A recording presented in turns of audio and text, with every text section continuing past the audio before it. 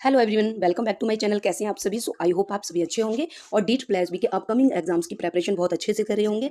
अगर आपने GK GS के पीवाईक्यू कर लिए तो आप 12 to 14 मार्क्स यहीं से अचीव कर लेंगे। ठीक है, इसके अलावा कुछ करने की जरूरत नहीं है क्योंकि मैं इसमें 4 ऑप्शन जो होते हैं उनको भी डिटेल में एक्सप्लेन करने वाली हूँ। अभी क्या है, court attendant, assistant director, MTS, PGT और भी अदर नॉन टीचिंग के एग्जाम्स हैं, तो इसमें ये बहुत ज़्यादा हेल्पफुल होने वाली है इन एग्जाम्स में। और जो टीजीटी की भी तैयारी करें वो ये ना सोचें कि जीके या जीएस ये नॉन टीचिंग की है तो हम क्यों करें, वो भी कर लें क्योंकि बोर्ड जो है वो एक ही है। सेम पैटर्न पर एग्जाम आता है। जीके जीएस आप टीचिंग के उठा करके देख लीजिए और नॉन टीचिंग के देख लीजिए, सेम होते हैं। ठीक है, तो वीडियो का एंड तक जरूर देखना।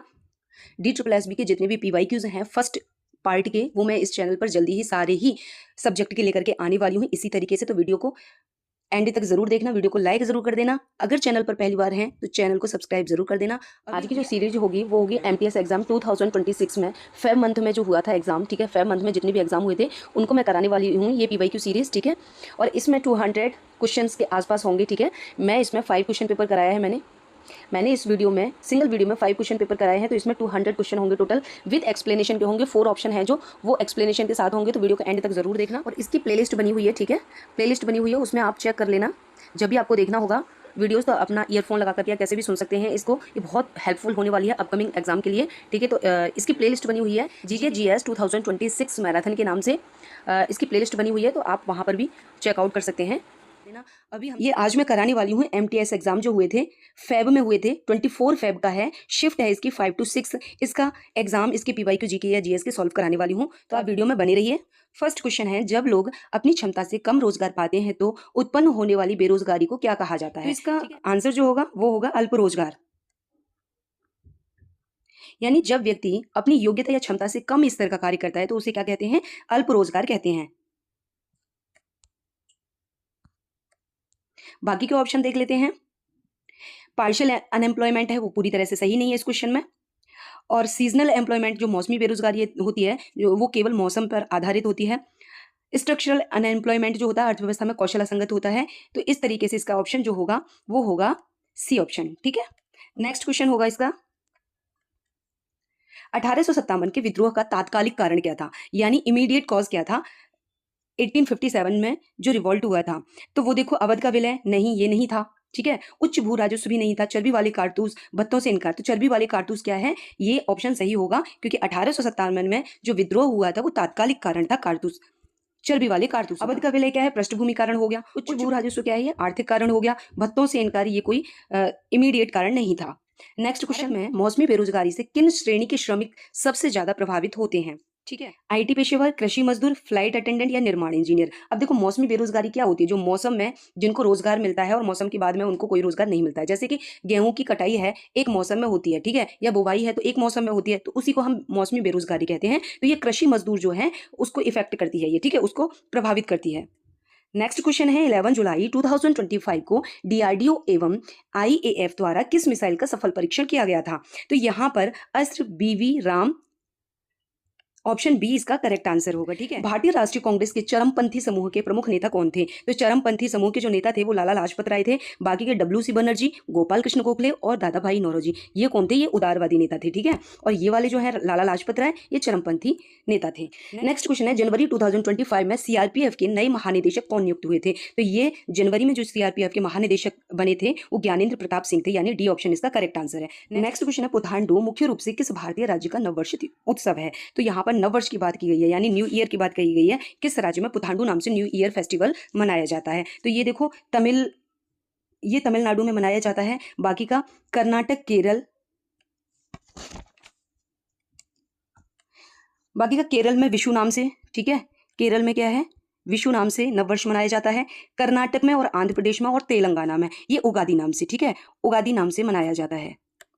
किसमें? कर्नाटक में और आंध्र प्रदेश में, और तेलंगाना में भी ये उगादी नाम से नववर्ष का त्योहार मनाया जाता है। नेक्स्ट क्वेश्चन देखेंगे हम, MRF MMSC FMSI Indian national car racing championship 2025 का पहला दौर किस शहर में आयोजित किया गया था? तो ये कोयम्बटूर में किया गया था। इसका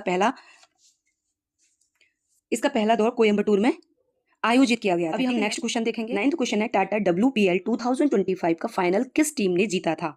तो WPL 2025 का फाइनल है जो मुंबई इंडियंस ने जीता था। ठीक है, नेक्स्ट क्वेश्चन देखेंगे, इसका डी ऑप्शन सही है। गाइस करंट अफेयर के क्वेश्चन है, तो इसमें जो 4 ऑप्शन है इनको मैं सॉल्व नहीं करा रही हूँ। ठीक है, जुलाई 2025 में किस भारतीय संस्थान के शोधकर्ताओं ने यह खोज की कि कुछ विशेष परिस्थितियों में क्वांटम प्रभाव लाभकारी हो सकता है? तो ये इसका आंसर सी ऑप्शन सही है। रमन अनुसंधान संस्थान RRI है जो, उसने ये खोज किया था। ठीक है, नेक्स्ट क्वेश्चन है, आय की प्रति इकाई बचत को एपीएस कहा जाता है। एपीएस का पूर्ण रूप क्या है? यानी यहाँ पर एपीएस की फुल फॉर्म पूछी है, तो इसका डी ऑप्शन सही होगा, एवरेज प्रोपेंसिटी टू सेव। इसका डी ऑप्शन सही होगा। नेक्स्ट क्वेश्चन, भारत में भारतीय प्रतिभूति और विनिमय बोर्ड यानी सेबी का आधिकारिक गठन किस वर्ष किया गया? यहाँ पर सेबी का गठन पूछा गया है कि सेबी का गठन कब हुआ था, तो वो हुआ था 1992 में। ठीक है, सेबी का गठन 1992 में। अब नेक्स्ट क्वेश्चन है, भारत सरकार अधिनियम 1858 के संबंध में निम्नलिखित में से कौन सा कथन सत्य है?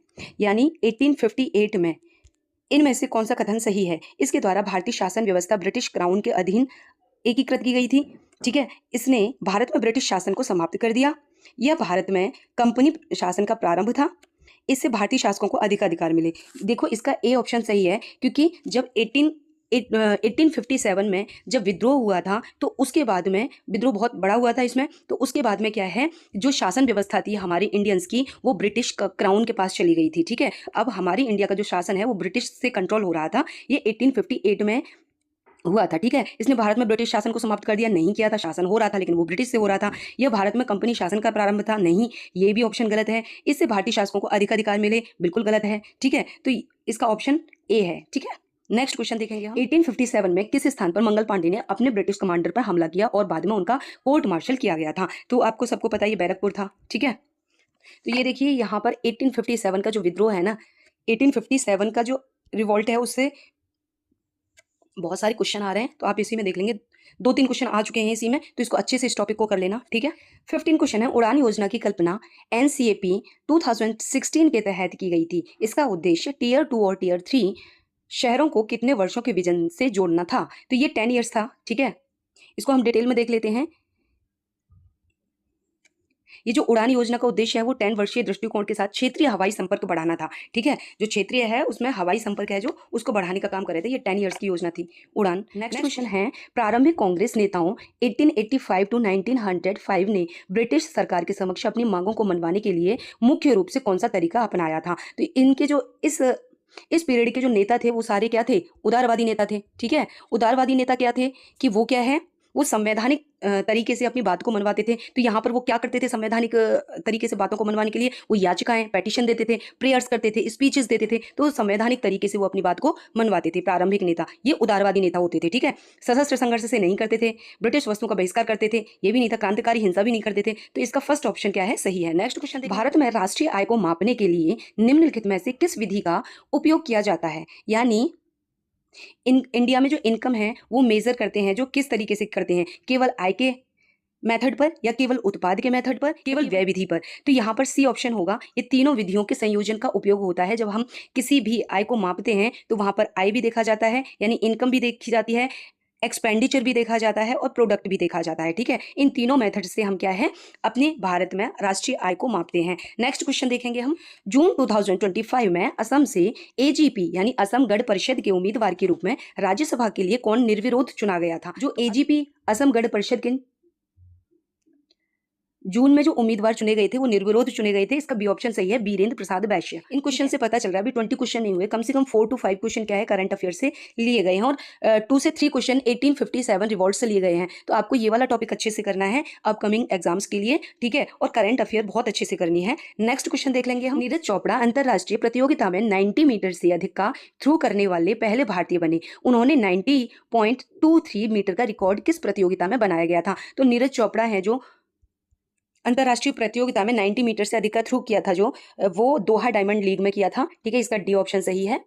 अभी यहाँ पर देखो कितने करंट अफेयर से क्वेश्चन पूछे जा रहे हैं, तो करंट अफेयर आपकी बहुत अच्छी होनी चाहिए। कोई भी नॉन टीचिंग एग्जाम है या टीचिंग एग्जाम है, करंट अफेयर D2+ भी जरूर पूछता है। 4 to 5 क्वेश्चन जरूर पूछता है करंट अफेयर से। अभी यहाँ पर 20 क्वेश्चन कंप्लीट नहीं हुए, फिर भी यहाँ पर कम से कम 5 to 6 क्वेश्चन क्या है, करंट अफेयर से पूछ लिए। नेक्स्ट क्वेश्चन देखेंगे। यूनेस्को द्वारा भारत के मराठा सैन्य परिदृश्य यानी Maratha military landscape of India को किस प्रकार का स्थल पदनाम प्राप्त हुआ है? तो यहाँ पर देखो ये हेरिटेज में आया है, यानी विश्व धरोहर स्थल में, वर्ल्ड हेरिटेज साइट में क्या है, भारत के मराठा सैन्य परिदृश्य है, इसको रखा गया है। ठीक है, इसका देखो ये है ना, हेरिटेज से रिलेटेड क्वेश्चन पूछा जाता है, तो इस टॉपिक को भी आप अच्छे से कर लेना, करंट में भी कर लेना और पहले जो आ चुके हैं हेरिटेज साइट पर, तो उसको आप देख लेना। ठीक है, यहाँ पर 20 क्वेश्चन कंप्लीट हो गए। अब हम नेक्स्ट 20 क्वेश्चन करेंगे। ठीक है, निम्नलिखित में से कौन भारत के राष्ट्रपति को उनके कार्यों के निष्पादन में सलाह देता है? ठीक है, तो ये कौन है? ये प्रधानमंत्री और केंद्रीय मंत्रिपरिषद, यानी आर्टिकल 74 के तहत क्या है, राष्ट्रपति को उनके कार्यों के निष्पादन में प्रधानमंत्री और केंद्रीय मंत्रिपरिषद क्या है, सलाह देते हैं। ठीक है, तो इसका ए ऑप्शन सही है। नेक्स्ट क्वेश्चन करेंगे हम।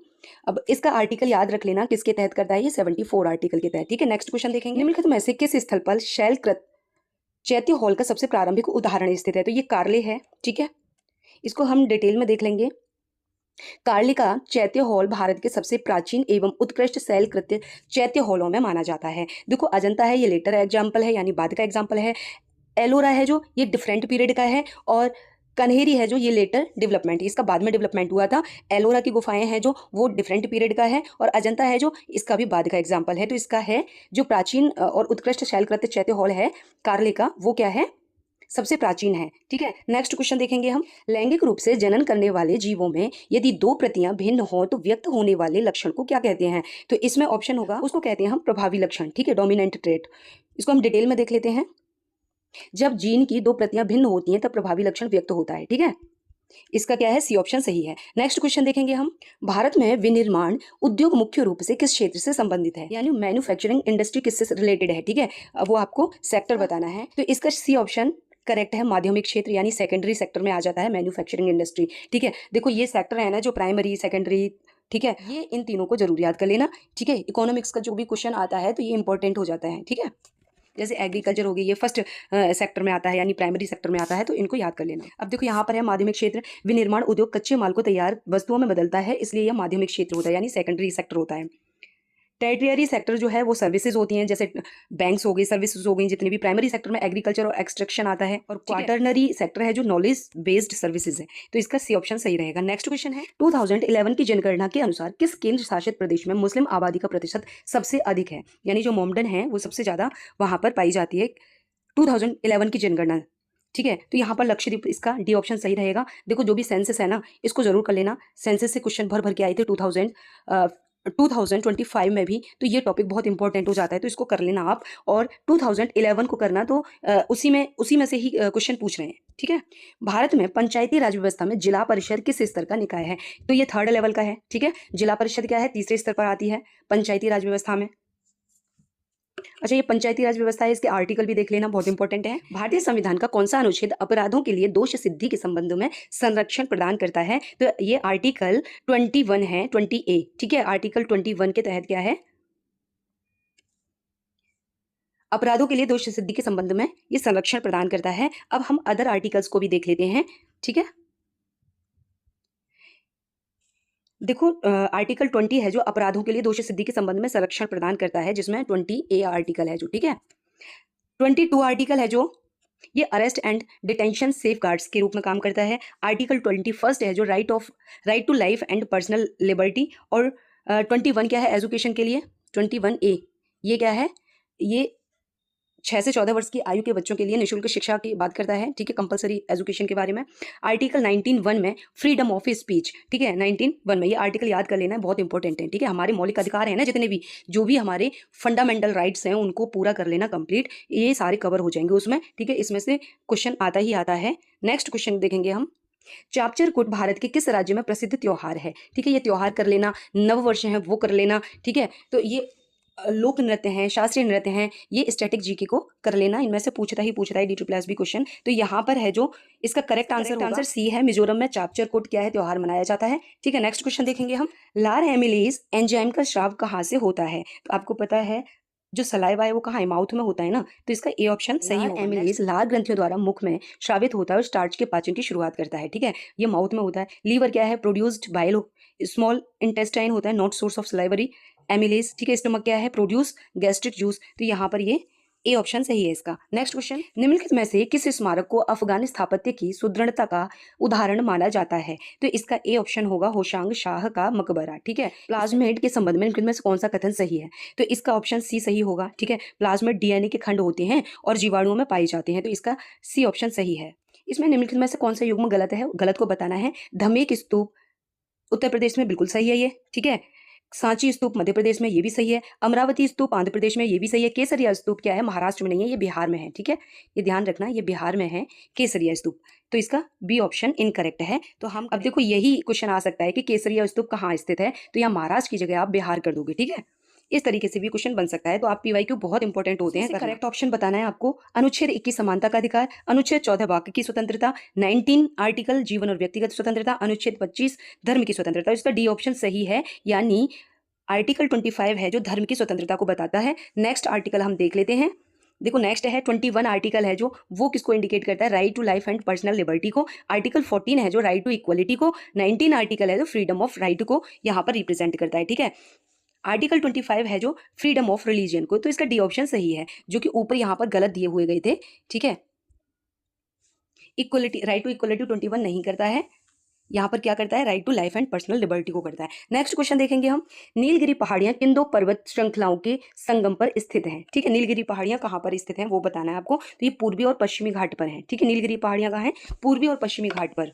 निम्न में से कौन सी द्रविड़ भाषा परिवार का संबंध नहीं है? लहदा, तोड़ा, तेलुगु, तुलु। तो ये सारी क्या है? ये द्रविड़ भाषा परिवार की भाषा है, लेकिन लहदा है जो ये गलत है, ये इंडो आर्यन है। ठीक है, इंडो आर्यन भाषा है। नेक्स्ट क्वेश्चन देखेंगे। मानव शरीर में लाल रुधिर कणिकाएं का प्राथमिक कार्य क्या है? ठीक है, बोल रहा है कि रेड ब्लड सेल है जो आरबीसी, इनका प्राइमरी फंक्शन क्या है? तो इसका क्या है? सी ऑप्शन है, ट्रांसपोर्ट ऑफ ऑक्सीजन, यानी ऑक्सीजन का ये संवहन करती हैं। नेक्स्ट क्वेश्चन देखेंगे। भारत सरकार के मुख्य विधि सलाहकार कौन होते हैं? यहाँ पर किसकी बात की गई है? विधि सलाहकार की। तो वो भारत के महान्यायवादी होते हैं, अटॉर्नी जनरल ऑफ इंडिया, जो विधि सलाहकार होते हैं भारत के। ठीक है, एडवोकेट जनरल जो होते हैं वो होते हैं state government adviser, chief justice जो होते हैं जुडिशियरी हेड होते हैं, लॉ मिनिस्टर होते हैं पॉलिटिकल एग्जीक्यूटिव होते हैं। ठीक है, तो यहाँ पर इसका करेक्ट आंसर डी हो जाएगा। जो महान्यायवादी हैं हमारी केंद्र सरकार के, वो अटॉर्नी जनरल होते हैं। नेक्स्ट क्वेश्चन देखेंगे। शेविंग साबुनों को शीघ्र सूखने से रोकने के लिए उनमें कौन सा यौगिक मिलाया जाता है? ये ग्लिसरॉल है। ठीक है, ए ऑप्शन इसका करेक्ट आंसर है। इसकी हम डेफिनेशन देख लेते हैं। देखो ग्लिसरॉल है जो नमी बनाए रखता है और साबुन को जल्दी सूखने से बचाता है। ठीक है, सोडियम हाइड्रोक्साइड क्या होता है? यूज्ड इन सोप मेकिंग, यानी सोप को बनाने के काम में आता है। पोटेशियम हाइड्रोक्साइड क्या है? Used in soft soaps, soaps को सॉफ्ट रखता है ये। सोडियम बेंजोएट क्या है? प्रिजर्वेटिव, यानी ये प्रिजर्व रखता है सोप को। तो नेक्स्ट क्वेश्चन देखेंगे हम अभी। दक्कन का पठार मुख्य रूप से निम्नलिखित में से किससे बना है? तो दक्कन का पठार किससे बना है? बेसाल्टी लावा से बना हुआ है। इसकी एक्सप्लेनेशन देख लेते हैं। दक्कन का पठार मुख्य रूप से विशाल ज्वालामुखी उद्गारों से बने बेसाल्टी लावा से बना है। इसे दक्कन ट्रैप भी कहा जाता है। ठीक है, तो इसे और क्या कहा जाता है? दक्कन ट्रैप भी कहा जाता है। एलुवियल सॉइल क्या है? नॉर्दर्न प्लेन में पाया जाता है। भारत मंडपम भारत का सबसे बड़ा सम्मेलन प्रदर्शनी केंद्र कहाँ पर स्थित है? तो ये सभी को पता होगी भारत मंडपम कहाँ है? नई दिल्ली में स्थित है। ठीक है, तो ये 40 क्वेश्चन हमारे हो गए कवर। ठीक है, 20 का सेट मैंने पहले करा दिया था, 20 का अभी कराया है। तो मैंने ये 40 क्वेश्चन लाई थी। अभी मैं कराने वाली हूँ आपको एमटीएस का पीवाईक्यू, जीके पीवाईक्यू है ये। ठीक है, जो कि 25 फेब को हुआ था एग्जाम। शिफ्ट है इसकी 1 PM to 3 PM। ठीक है, अभी हम स्टार्ट करते हैं।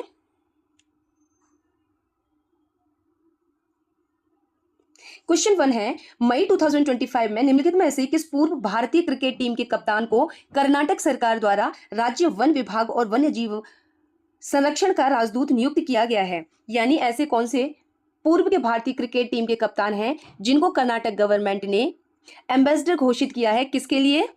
कर्नाटका फॉरेस्ट के लिए। ठीक है, तो वो हैं फ्रेंड्स यहाँ पर अनिल कुंबले। ठीक है, इसका सी ऑप्शन करेक्ट हो जाएगा। और मैं आपको बता दूं करंट अफेयर बहुत ज्यादा एग्जाम में पूछी जा रही है। ये एमटीएस का एग्जाम है जिसमें 40 क्वेश्चन आते हैं। इसमें कम से कम 10 to 12 क्वेश्चन क्या है? करंट अफेयर से ही आ रहे हैं। और ये देखिए, और जो टीचिंग एग्जाम है उसमें 20 क्वेश्चन आते हैं जीके के, तो उसमें कम से कम 5 से लेकर के उसमें कम से कम 5 to 7 क्वेश्चन क्या है? करंट अफेयर से पूछे जा रहे हैं। ठीक है, तो आपको क्या है? लास्ट 1 ईयर की करंट अफेयर अच्छे से प्रिपेयर करनी है। जिनके अपकमिंग एग्जाम्स हैं उनके लिए है ये गाइडेंस। ठीक है, तो ये अनिल कुंबले इसका करेक्ट आंसर हो जाएगा। वन्य जीव संरक्षण के प्रति इनकी रुचि भी है। क्वेश्चन 2 है, जुलाई 2025 में रक्षा परीक्षण अवसंरचना योजना के अंतर्गत यांत्रिक और सामग्री परीक्षण सुविधा स्थापित करने के लिए किस राज्य ने रक्षा मंत्रालय के साथ साझेदारी की है? जो डिफेंस मिनिस्ट्री है इसके साथ में किसने पार्टनरशिप की है? किसके लिए? DTIS के लिए, ठीक है, डिफेंस टेस्टिंग इंफ्रास्ट्रक्चर स्कीम के लिए। तो इसका सही ऑप्शन हो जाएगा तमिलनाडु, यानी ए ऑप्शन इसका करेक्ट आंसर हो जाएगा, ठीक है।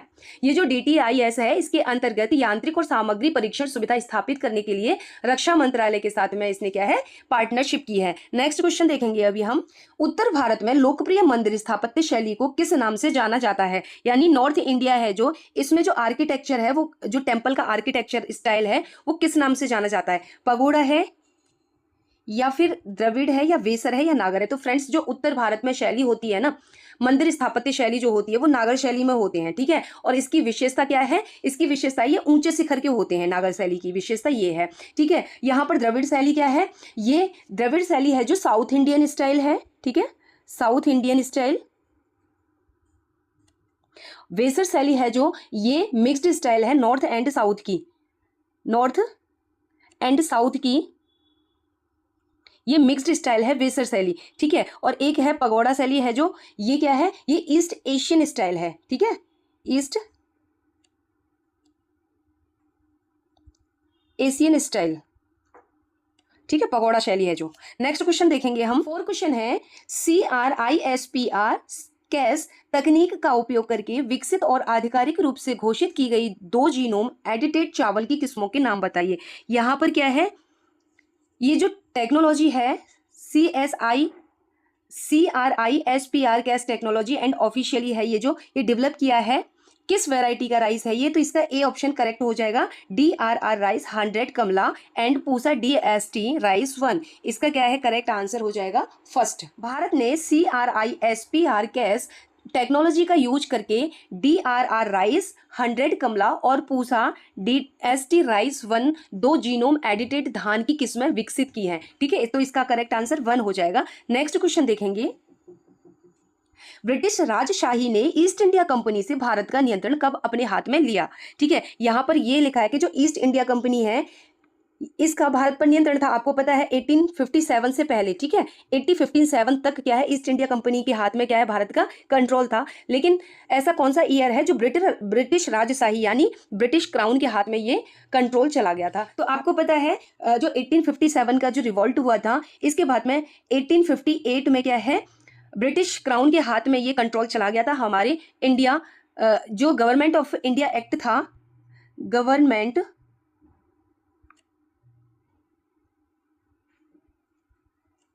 गवर्नमेंट ऑफ इंडिया एक्ट 1858, ठीक है, इसके तहत में क्या हुआ था? इसके तहत जो इंडिया का कंट्रोल है वो ब्रिटिश क्राउन के हाथ में चला गया था, ठीक है। अब वो ब्रिटिश क्राउन से ही वहां से कंट्रोल हो रहा था हमारा इंडिया, ठीक है। नेक्स्ट क्वेश्चन देखेंगे हम, भारत के ग्रामीण क्षेत्रों में 100 दिनों का मजदूरी रोजगार प्रदान करने के लिए उद्देश्य से कौन सी योजना शुरू की गई थी? यानी जो ग्रामीण क्षेत्र है, रूरल एरिया है हमारी इंडिया का, इसमें एम्प्लॉयमेंट के लिए 100 डेज का वैक्स रखा गया था।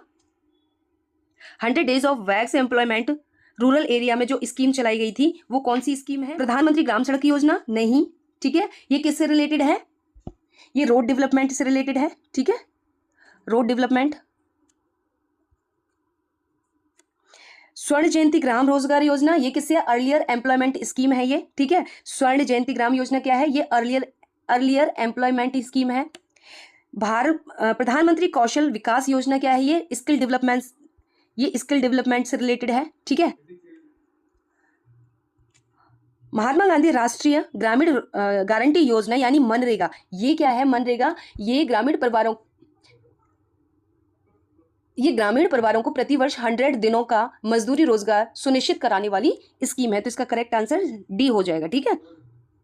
नेक्स्ट क्वेश्चन देखेंगे, स्वामी दयानंद सरस्वती द्वारा स्थापित आर्य समाज का मुख्य उद्देश्य क्या था? यानी ये देखना है कि आर्य समाज की स्थापना किसने की थी? दयानंद सरस्वती ने की थी। इसका उद्देश्य क्या था आर्य समाज की स्थापना करने का? तो भारत में ईसाई धर्म का प्रचार करना? नहीं। ब्रिटिश शैली के स्कूल स्थापित करना? नहीं। वैदिक शिक्षाओं का पुनरुत्थान, पश्चिमी शिक्षा को बढ़ावा देना? नहीं। तो इसका सी ऑप्शन सही हो जाएगा। जब दयानंद सरस्वती ने आर्य समाज की स्थापना की थी तो उन्होंने क्या है, ये इस पर्पज से की थी कि वैदिक शिक्षाओं का पुनरुत्थान हो, ठीक है। और इन्होंने एक नारा दिया था, वेदों की ओर लौटो। ठीक है, ये नारा भी D+B के एग्जाम में आ रहे हैं, तो याद रखना कि दयानंद सरस्वती ने जो नारा दिया था, वेदों की ओर लौटो। ठीक है, नेक्स्ट क्वेश्चन देंगे हम। देखो ये नारा भी आ गया यहाँ पर क्वेश्चन में, तुम मुझे खून दो मैं तुम्हें आजादी दूंगा। ये नारा किसने दिया था? तो ये नारा जो दिया था, ये दिया था सुभाष चंद्र बोस ने। ठीक है, तुम मुझे खून दो मैं तुम्हें आजादी दूंगा।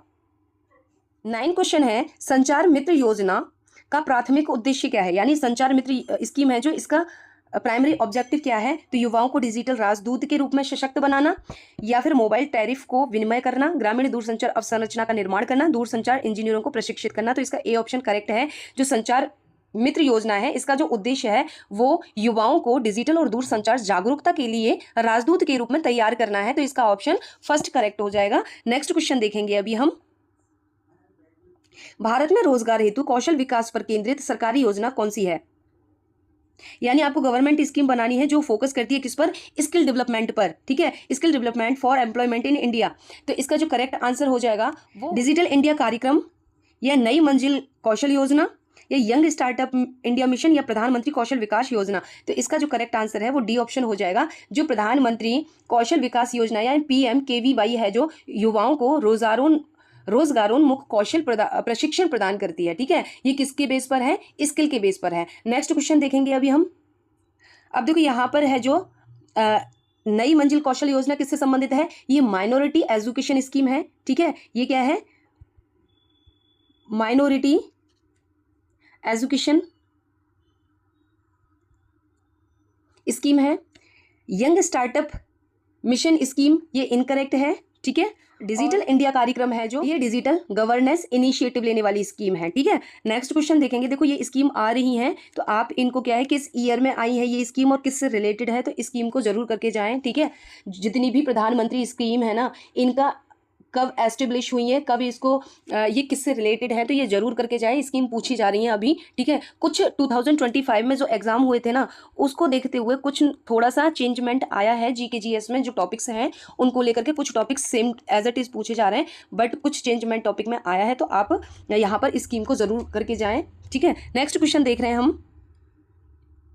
11 क्वेश्चन है, निम्नलिखित में से कौन सा औपचारिक रोजगार यानी फॉर्मल एम्प्लॉयमेंट की प्रमुख विशेषता है? तो सामाजिक सुरक्षा लाभ, बिना रिकॉर्ड के नगद भुगतान, कोई विधिक करार नहीं, अनियमित कार्य अनुसूची। तो इसमें ऑप्शन हो जाएगा सामाजिक सुरक्षा लाभ क्या है? ये फॉर्मल एम्प्लॉयमेंट है, जबकि बिना रिकॉर्ड के नगद भुगतान है ये इनफॉर्मल है। ठीक है, इनफॉर्मल एम्प्लॉयमेंट, बिना कोई विधिक करार नहीं, अनियमित कार्य सूची, यानी ये सारी क्या है? ये इनफॉर्मल एम्प्लॉयमेंट है। ठीक है, ये सारे सेक्टर इनफॉर्मल में आ जाते हैं। नेक्स्ट क्वेश्चन देखेंगे अभी हम। निम्नलिखित में से किस वर्ष में लखनऊ समझौता यानी लखनऊ पैक्ट पर हस्ताक्षर साइन हुए थे? ये हुए थे गाइज 1916 में। ठीक है, लखनऊ पैक्ट पर 1916 में किस किस के बीच में हुए थे? ये भारतीय राष्ट्रीय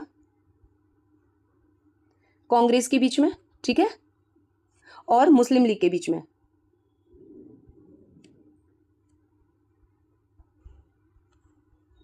ये मुस्लिम लीग और भारतीय राष्ट्रीय कांग्रेस के बीच में लखनऊ पैक्ट पर हस्ताक्षर हुए थे। ठीक है, नेक्स्ट क्वेश्चन देखेंगे अभी। यहाँ पर नारा आ रहा है, भारतीय स्वतंत्रता आंदोलन में बाल गंगाधर तिलक का प्रमुख योगदान क्या था? ठीक है, उन्होंने दृढ़ता पूर्वक कहा स्वराज मेरा जन्मसिद्ध अधिकार है और मैं इसे लेकर रहूंगा। ठीक है, उन्होंने सामाजिक सुधारों शिक्षा को बढ़ावा दिया, उन्होंने गांधी इरविन समझौता पर हस्ताक्षर किए, उन्होंने भारत छोड़ो आंदोलन का नारा दिया। तो यहाँ पर इसका जो बाल गंगाधर तिलक हैं, इन्होंने भारतीय स्वतंत्रता आंदोलन में ये नारा दिया था कि स्वराज मेरा जन्मसिद्ध अधिकार है और मैं इसे लेकर के रहूंगा। ठीक है, तो इसका फर्स्ट ऑप्शन करेक्ट हो जाएगा। ये है जो ये अदर रिफॉर्मर्स ने दिया था। ठीक है, गांधी इरविन समझौते पर जो हस्ताक्षर किए थे ये महात्मा गांधी ने किए थे।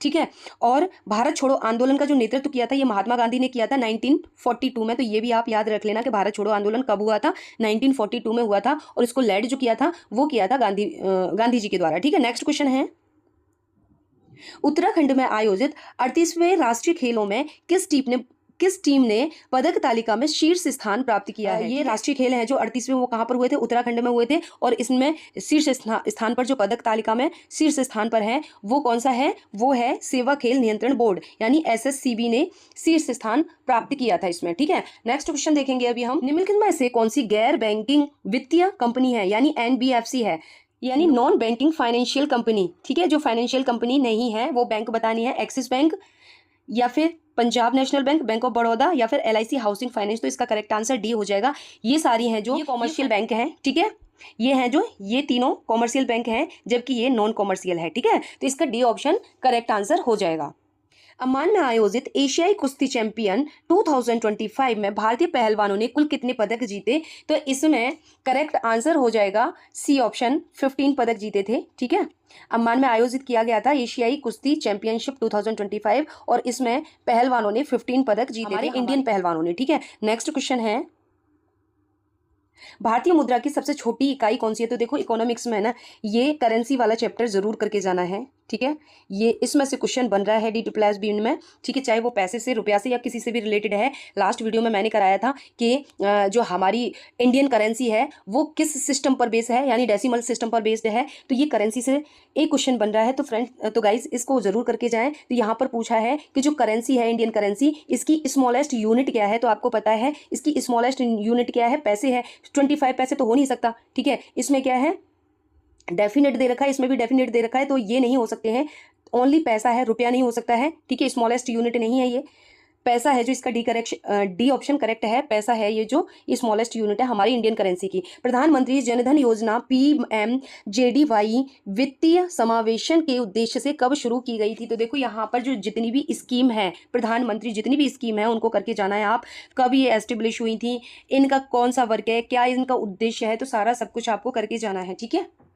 ये 2014 में लॉन्च की गई थी, ठीक है, 28 अगस्त को, ठीक है। 28 अगस्त 2014 में ये स्कीम क्या है, लॉन्च की गई थी। नेक्स्ट क्वेश्चन देखेंगे अभी हम। फरवरी 2025 के उपचुनाव में चंद्रभानु पासवान ने किस विधानसभा सीट पर जीत हासिल की थी? तो ये मिल्कीपुर है, ठीक है। ये क्या है, फरवरी 2025 में जो उपचुनाव हुए थे, यहाँ पर चंद्रभानु पासवान ने मिल्कीपुर विधानसभा से सीट जीती थी, ठीक है। नेक्स्ट क्वेश्चन है, IPL 2025 में सबसे अधिक रन बनाने वाले खिलाड़ी को ऑरेंज कैप से सम्मानित किया गया था, वह खिलाड़ी कौन है? यानी IPL 2025 जो हुए थे, इन्होंने सबसे ज्यादा रन बनाए थे और उन्होंने ऑरेंज कप जीती थी, वो कौन है? तो इसका आंसर हो जाएगा, इसका ऑप्शन बी सही है, साई सुदर्शन है जो इन्होंने सबसे अधिक रन बनाए थे, ऑरेंज कैप इन्होंने जीती थी IPL 2025 में। नेक्स्ट क्वेश्चन है, मलेरिया के परजीवी परितोषी की डैश को संक्रमित करते हैं, यानी मलेरिया जो पैरासाइट्स है, इन्फेक्ट करता है, वो किसको करता है? तो ये फ्रेंड्स, ये गाइस RBC है, यानी रेड ब्लड सेल्स हैं, ठीक है। जो मलेरिया प्लाज्मोडियम होते हैं वो मनुष्य की RBC को क्या है, इन्फेक्ट करते हैं, ठीक है। नेक्स्ट क्वेश्चन है, नालंदा के प्राचीन विश्वविद्यालय के भग्नावशेष किस भारतीय राज्य में स्थित है? यानी इसमें नालंदा विश्वविद्यालय के बारे में पूछा है, तो आप सभी को पता है ये क्या है, बिहार में स्थित है, ठीक है। नालंदा विश्वविद्यालय के जो अवशेष हैं वो बिहार राज्य में स्थित हैं। ये एक विश्व प्रसिद्ध प्राचीन शिक्षा केंद्र था, विद्यालय, ठीक है। नेक्स्ट क्वेश्चन है, 23 क्वेश्चन पर हम पहुंच गए। भारतीय संविधान के किस अनुच्छेद के अंतर्गत संवैधानिक उपचारों का अधिकार सुनिश्चित किया गया है? ये बहुत इंपॉर्टेंट क्वेश्चन है, ठीक है। संवैधानिक उपचारों का अधिकार किस अनुच्छेद के अंतर्गत आता है? तो ये आर्टिकल 32 है, ठीक है। आर्टिकल 32 के अंतर्गत संवैधानिक उपचारों का अधिकार आता है, यानी right to constitutional remedies guarantee, ठीक है। तो ये है जो, और इसको डॉक्टर BR अम्बेडकर ने आर्टिकल 32 को क्या है, संविधान की आत्मा और हृदय कहा है, ठीक है। ये भी आपको याद रख लेना है कि डॉक्टर BR अम्बेडकर ने किस आर्टिकल को संविधान की यानी कॉन्स्टिट्यूशन की आत्मा और हृदय कहा है। तो ये आर्टिकल 32 है, ठीक है। नेक्स्ट देख लेते हैं हम, आर्टिकल 370 किससे रिलेटेड है?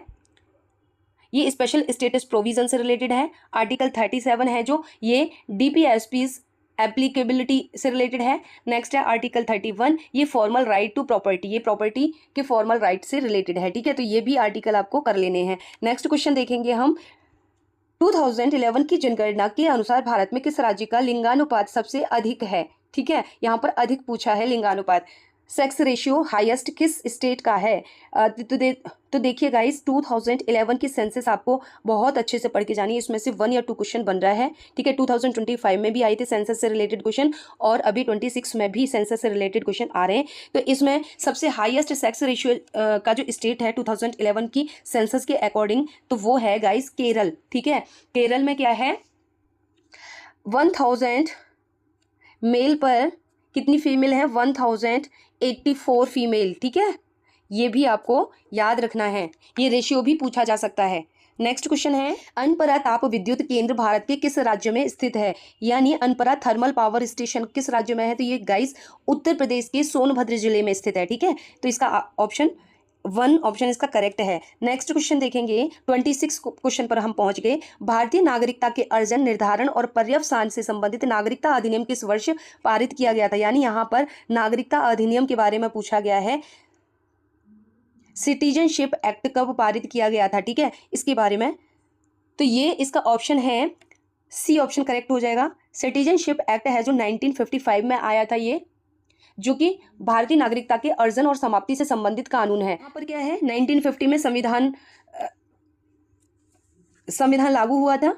1947 में हमारा इंडिया जो इंडिपेंडेंस ईयर है ये, और 1949 में क्या है, कॉन्स्टिट्यूशन को अडॉप्ट किया गया था। ठीक है, अडॉप्ट किया गया था कॉन्स्टिट्यूशन को 1949 में, और इसको अप्लाई किया था 1950 में, और ये इंडिपेंडेंस ईयर हो गया। सिटीजनशिप एक्ट है जो 1955 में। नेक्स्ट क्वेश्चन देखेंगे हम, साधारण नमक का रासायनिक सूत्र क्या है? यानी इसमें केमिकल फॉर्मूला पूछ रहा है किसका? सॉल्ट का। तो आप सभी को पता होगी कि जो सॉल्ट का है केमिकल फॉर्मूला वो NaCl है, यानी इसका ए ऑप्शन करेक्ट हो जाएगा।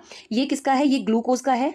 ठीक है, ग्लूकोज का फॉर्मूला है C6H12O6। H2O क्या है? वाटर का फॉर्मूला है, आपको पता है। ठीक है, NO2SO4 है जो ये सोडियम सल्फेट का है। ठीक है, ये सोडियम सल्फेट का है। नेक्स्ट क्वेश्चन देखेंगे हम अभी, राज्यसभा के सभापति निम्नलिखित में से किसके रूप में भी कार्य करते हैं? यानी जो राज्यसभा के चेयरमैन हैं वो और किस फंक्शन के रूप में कार्य करते हैं? देखो, राज्यसभा के जो सभापति होते हैं वो कौन होते हैं? आपको पता है, सिंपल सी बात है, उपराष्ट्रपति होते हैं। तो ये जो राज्यसभा के जो सभापति के रूप में भी कार्य करते हैं और उपराष्ट्रपति के रूप में भी कार्य करते हैं, तो इसका ए ऑप्शन सही हो जाएगा। ठीक है, और ये राज्यसभा के पदेन सभापति होते हैं। 29 क्वेश्चन है, भारत में भाषा नीति के संबंध में कोठारी शिक्षा आयोग ने किसका उल्लेख किया था? तो आपको सबसे फर्स्ट में इसमें 2 बातें याद रखनी है। कोठारी शिक्षा आयोग है जो, ठीक है, कोठारी एजुकेशन कमीशन कब आया था? ये आया था 1964 to 66। ठीक है, और इसने क्या रिकमेंडेड किया था कोठारी आयोग ने? तो इसने त्रिभाषा सूत्र का कार्यान्वयन किया था। ठीक है, कोठारी आयोग ने राष्ट्रीय एकता और भाषाई संतुलन के लिए त्रिभाषा सूत्र की सिफारिश की थी। ठीक है, किसकी सिफारिश पर आया था त्रिभाषा सूत्र कार्यान्वयन? वो कोठारी शिक्षा आयोग के तहत आया था। ठीक है, नेक्स्ट क्वेश्चन है, राज्यसभा को स्थायी सदन क्यों कहा जाता है? इसके सदस्यों के लिए कभी चुनाव नहीं होते, इसके सदस्य आजीवन बने रहते हैं, इसके पास लोकसभा से अधिक शक्तियां हैं, यह कभी भंग नहीं होती, और इसके 1/3 सदस्य हर 2 वर्ष में सेवानिवृत्त होते हैं। तो इसका डी ऑप्शन सही है कि जो राज्यसभा है उसको क्या है, एक स्थायी सदन कहा जाता है। क्यों कहा जाता है? क्योंकि ये कभी राज्यसभा कभी भंग नहीं होती है। इसके जो 1/3 मेंबर्स हैं ये रिटायर हो जाते हैं पर 2 ईयर्स पर। ठीक है, पर 2 ईयर्स पर ये 1/3 जो मेंबर्स होते हैं राज्यसभा के वो रिटायर हो जाते हैं, और ये कभी भंग नहीं होती है। ठीक है, तो इसका आंसर डी ऑप्शन सही हो जाएगा। नेक्स्ट क्वेश्चन देखेंगे, 2024 तक की स्थिति के अनुसार भारत में लौह अयस्क का सबसे बड़ा उत्पादक राज्य कौन सा है? यानी 2024 तक की स्थिति पूछी है, जो ऐसा कौन सा इंडिया का स्टेट है जिसमें आयरन ओर है जो वो लार्जेस्ट प्रोड्यूसर है। ठीक है, तो इसका करेक्ट आंसर हो जाएगा बी ऑप्शन, उड़ीसा है जो ये भारत में लौह अयस्क का सबसे बड़ा उत्पादक राज्य बना है 2024 तक। नेक्स्ट क्वेश्चन है, महोत्सव और उससे संबंधित राज्य का गलत संयोग, यहाँ पर गलत पूछा है। ठीक है, हॉर्नबिल महोत्सव है जो वो कहाँ मनाया जाता है? नागालैंड में। ये बिल्कुल करेक्ट है क्योंकि हॉर्नबिल महोत्सव है जो नागालैंड में ही मनाया जाता है।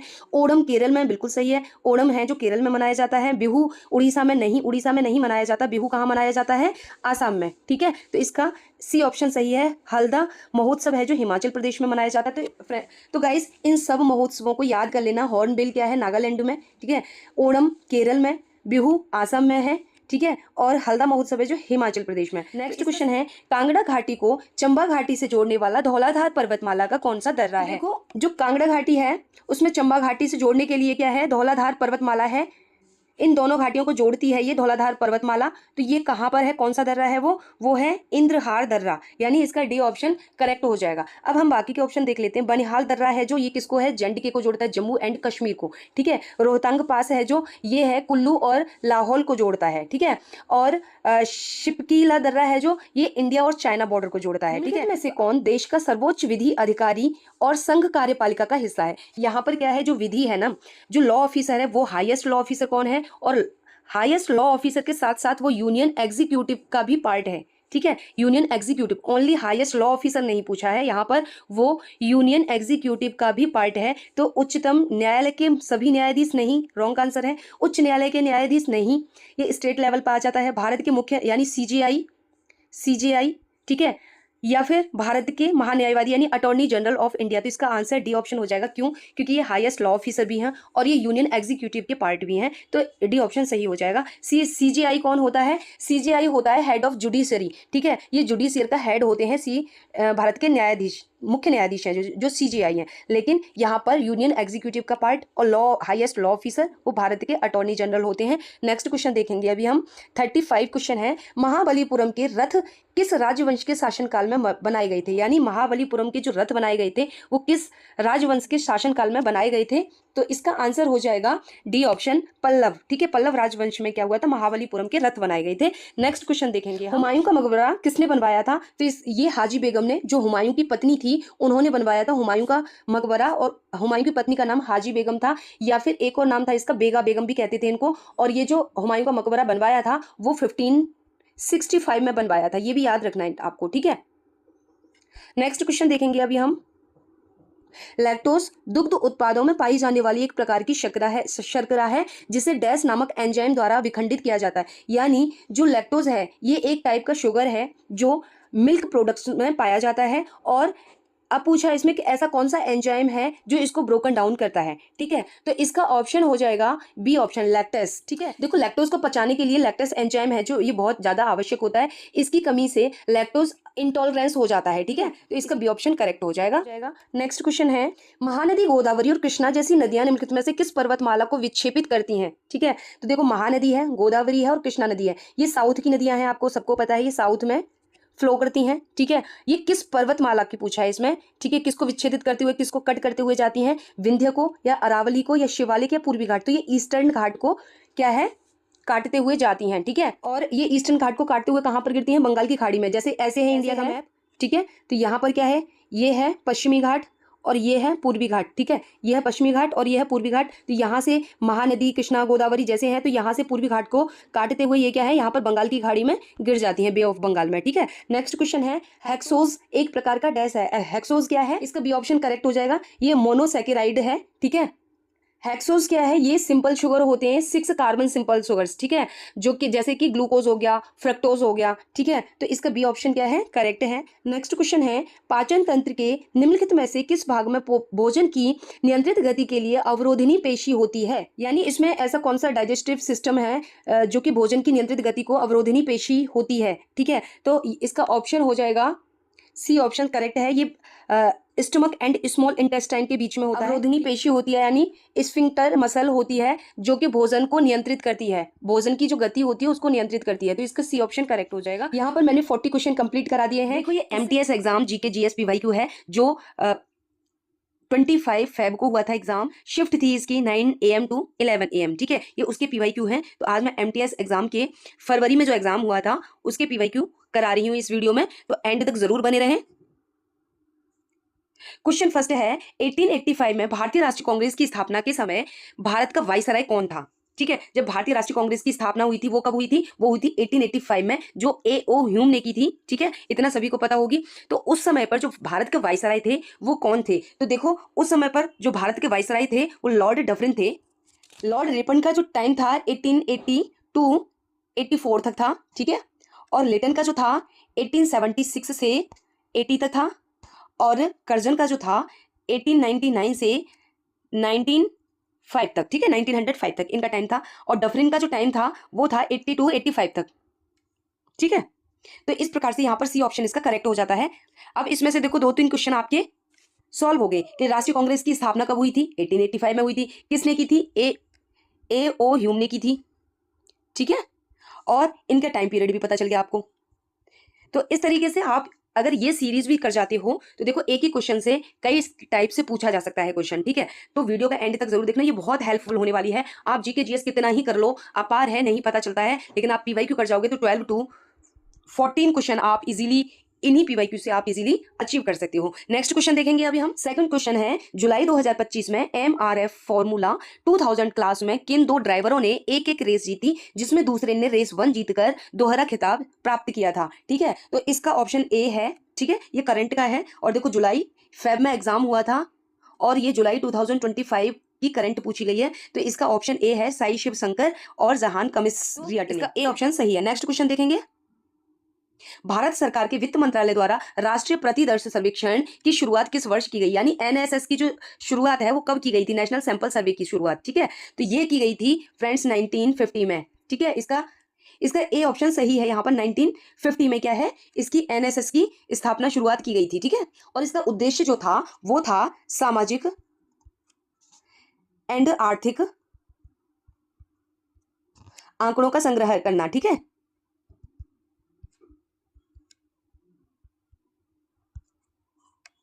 इसका उद्देश्य क्या था, NSS का सामाजिक और आर्थिक आंकड़ों का संग्रह करना था, जो कि NSS की स्थापना की गई थी 1950 में। नेक्स्ट क्वेश्चन देखेंगे अभी हम। मार्च 2025 में विधि एवं न्याय मंत्रालय के विधि मामलों के विभाग की सचिव बनने वाली पहली महिला कौन थी। ठीक है, यानी women secretary of the department of legal affairs, ठीक है, ministry of law and justice, वो कौन थी, तो वो थी, सी ऑप्शन इसका सही हो जाएगा, अंजू राठी राणा। अब देखो यहाँ पर फेब में एग्जाम हुआ है, मार्च 2025 की करंट अफेयर पूछी गई है, यानी आपको 1 ईयर की करंट अफेयर किसी भी एग्जाम के लिए करनी है। ठीक है, चाहे वो टीचिंग हो चाहे नॉन टीचिंग हो। नेक्स्ट क्वेश्चन देखेंगे हम। फिफ्थ क्वेश्चन है, हिंदू धार्मिक सुधार आंदोलनों के इतिहास में आर्य समाज को महत्वपूर्ण क्यों माना जाता है। ठीक है, इसने वैदिक सत्ता को अस्वीकार कर पश्चिमी दर्शन अपनाया, नहीं, ऐसा तो नहीं था। इसने वेदों के अधिकार के आधार पर सुधारों का समर्थन किया। ठीक है, इसने मूर्ति पूजा अनुष्ठानों को बढ़ावा दिया, नहीं। इसने जाति आधारित भेदभाव का समर्थन किया, नहीं, ऐसा नहीं था। तो इसका करेक्ट आंसर बी है। ठीक है, अब आपको देखो आर्य समाज की स्थापना किसने की थी, दयानंद सरस्वती ने की थी। ठीक है, तो और ये कब की गई थी, ये कमेंट में जरूर बताना। और इन्होंने एक नारा दिया था, वेदों की ओर लौटो। ठीक है, ये नारा दिया था दयानंद सरस्वती ने। और आर्य समाज की जो स्थापना हुई थी उसका महत्वपूर्ण जो आंदोलन हुआ था वो उसके आधार पर हुआ था, इसने वेदों के अधिकार के आधार पर सुधारों का समर्थन किया था। ठीक है, तो इसका बी ऑप्शन सही है। नेक्स्ट क्वेश्चन देखेंगे, UNDP की HDI रिपोर्ट 2025 के अनुसार भारत का स्थान क्या है, यानी यहाँ पर ह्यूमन डेवलपमेंट इंडेक्स की बात कही गई है कि भारत का कौन सा स्थान था। अब देखो यहाँ पर दो चीज निकल के आती है, ऐसे भी पूछा जा सकता है HDI है जो इसकी रिपोर्ट कौन जारी करता है, तो वो करता है UNDP। ठीक है, और इसकी भारत की जो 2025 में रैंक थी वो थी, इसका सी ऑप्शन सही हो जाएगा, 130 थी। ठीक है, 130 थी। HDI है, ये जो इंडेक्स जारी होता है ये किसके आधार पर होता है, स्वास्थ्य के आधार पर, यानी हेल्थ, एजुकेशन एंड इनकम, इनके आधार पर ये क्या है, ये इंडेक्स जारी होता है। ठीक है, क्या देखा जाता है इसमें, हेल्थ, एजुकेशन और इनकम, इनके आधार पर ये इंडेक्स जारी होता है। नेक्स्ट क्वेश्चन देखेंगे, 7th क्वेश्चन है, भारतीय मुद्रा प्रणाली किस प्रणाली पर आधारित है, यानी यहाँ पर करेंसी सिस्टम के बारे में पूछ रहा है कि करेंसी सिस्टम है जो हमारी इंडिया का वो किस सिस्टम पर बेस है, तो आपको पता है डेसिमल सिस्टम पर बेस है, यानी इसका सी ऑप्शन सही हो जाएगा। ठीक है, जैसे हम 1 रुपीज लिखते हैं तो इसको 1 रुपीज में कितने होते हैं, 100 पैसे होते हैं। ठीक है, होते हैं कि नहीं, तो हम कैसे लिखेंगे 100 पैसे को 1 रुपीज में, 1.00 रुपीज। ठीक है, या डेसिमल क्या है, या डेसिमल सिस्टम पर आधारित है हमारी भारतीय मुद्रा प्रणाली। ठीक है, नेक्स्ट क्वेश्चन देखेंगे हम, सेमिकॉन इंडिया 2025 का चौथा संस्करण कहाँ आयोजित किया गया था, तो गाइस इसका बी ऑप्शन करेक्ट हो जाएगा, यशोभूमि ICC नई दिल्ली में। ठीक है, यहां पर इसका आयोजन हुआ था सेमिकॉन इंडिया 2025 का। नेक्स्ट क्वेश्चन देखेंगे, जुलाई 2025 में निजी क्षेत्र के नवाचार को बढ़ावा देने 1 लाख करोड़ की योजना का नाम क्या है। ठीक है, तो यहाँ पर निजी क्षेत्र के नवाचार को बढ़ावा देने के लिए 1 लाख करोड़ योजना का नाम क्या है, तो इसका ऑप्शन बी सही हो जाएगा, रिसर्च डेवलपमेंट एंड इनोवेशन, यानी RDI स्कीम। ठीक है, ये RDI स्कीम जुलाई 2025 में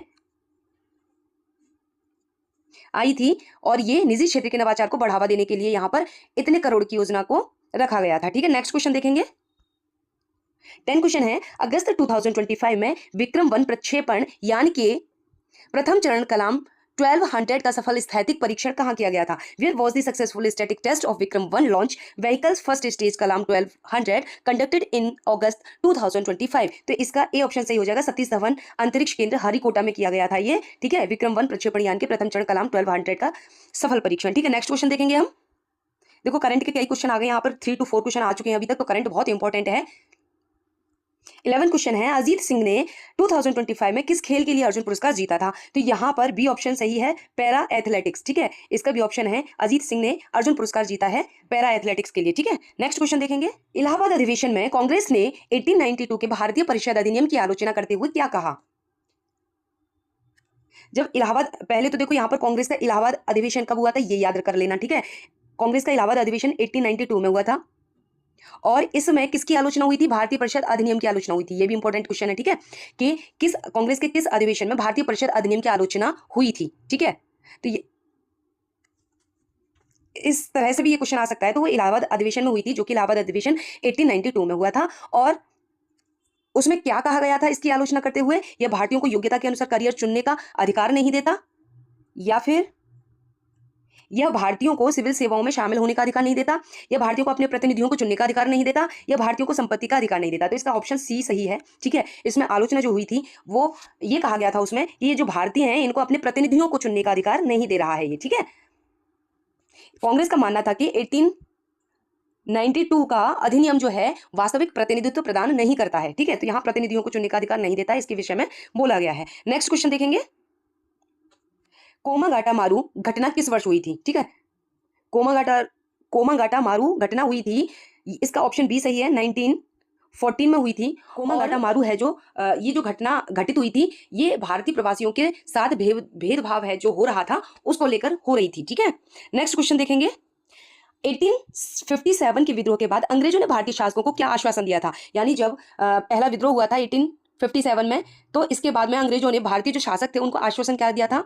भविष्य में उनके क्षेत्रों का विलय नहीं किया जाएगा, या फिर उन्हें ब्रिटिश सैन्य सहायता मिलेगी, या वे यूरोपीय कानून अपना सकते हैं, वे पूर्णतः स्वतंत्र शासन कर सकते हैं। तो देखो सबसे पहले तो ये ध्यान रखो कि 1857 का जो विद्रोह हुआ था इसके बाद में भारत का शासन है जो ब्रिटिश क्राउन से कंट्रोल होने लग गया था। ठीक है, फिर जब महारानी विक्टोरिया है जो उसने घोषणा की थी 1858 में, ठीक है, जब ब्रिटिश क्राउन से वहां से शासन कंट्रोल किया जा रहा था हमारे भारत का, तो महारानी विक्टोरिया ने ये घोषणा की कि भारतीय रियासतों को आश्वासन दिया जाए कि उनकी रियासतों का विलय नहीं किया जाएगा। तो इसका ऑप्शन है जो ए सही है। ठीक है, कि उनके क्षेत्रों का विलय नहीं होगा, क्योंकि ये जो 57 है जो विद्रोह हो रहा था, तो राज्यों का क्या है, क्षेत्रों का विलय किया जा रहा था, तो वहां से ये आश्वासन दिया गया था महारानी विक्टोरिया द्वारा कि जो भविष्य है उसमें उनके क्षेत्रों का विलय नहीं किया जाएगा। तो यहाँ पर ए ऑप्शन सही है। नेक्स्ट क्वेश्चन देखेंगे। सितंबर 2021 में मध्याह्न भोजन योजना यानी मिड डे मील स्कीम को किस नए नाम से पुनः ब्रांड किया गया था? यानी पहले इसका मिड डे मील नाम था, ठीक है, इसको पुनः नाम दिया गया था, तो उस दोबारा से जो नाम दिया गया था उसका नाम क्या था? ये और ये दोबारा से नाम जब दिया गया था वो सितंबर 2021 में दिया गया था, तो इसका सी ऑप्शन करेक्ट हो जाएगा, पीएम पोषण शक्ति निर्माण। ठीक है, अब यहाँ पर पीएम गरीब कल्याण अन्न योजना है जो ये फूड ग्रेन से रिलेटेड है। ठीक है, ये क्या है, फूड ग्रेन स्कीम है, और ये जो पीएम मातृ वंदना योजना है जो ये मैटरनिटी बेनिफिट से रिलेटेड है, मैटरनिटी जो बेनिफिट है उससे रिलेटेड है पीएम मातृ वंदना योजना। पीएम सर्व शिक्षा योजना है ये जो ये एजुकेशन प्रोग्राम से रिलेटेड है। ठीक है, तो ये सारी योजनाएं आप एक बार रीड कर लेना। ठीक है, कौन कौन सी योजना किस किस से रिलेटेड है। नेक्स्ट क्वेश्चन करेंगे अभी हम। आर्थिक सर्वेक्षण 2024-25 के अनुसार भारत में तुअर यानी अरहर दाल का सबसे बड़ा उत्पादक राज्य कौन सा है? ठीक है, तो इसका ऑप्शन है जो डी हो जाएगा, महाराष्ट्र है जो ये अरहर दाल का सबसे बड़ा उत्पादक राज्य है। सर्वेक्षण जो सर्वे हुआ था 24-25 के सेशन में, तो उसमें महाराष्ट्र अरहर के उत्पादन में फर्स्ट पोजीशन पर था। ठीक है, कर्नाटक और तेलंगाना में भी होता है, लेकिन ये हाईएस्ट नहीं है प्रोड्यूसर। ठीक है, इसमें भी प्रोड्यूस होता है कर्नाटक और तेलंगाना में, लेकिन हाईएस्ट नहीं है, हाईएस्ट महाराष्ट्र है। नेक्स्ट क्वेश्चन करेंगे अभी हम।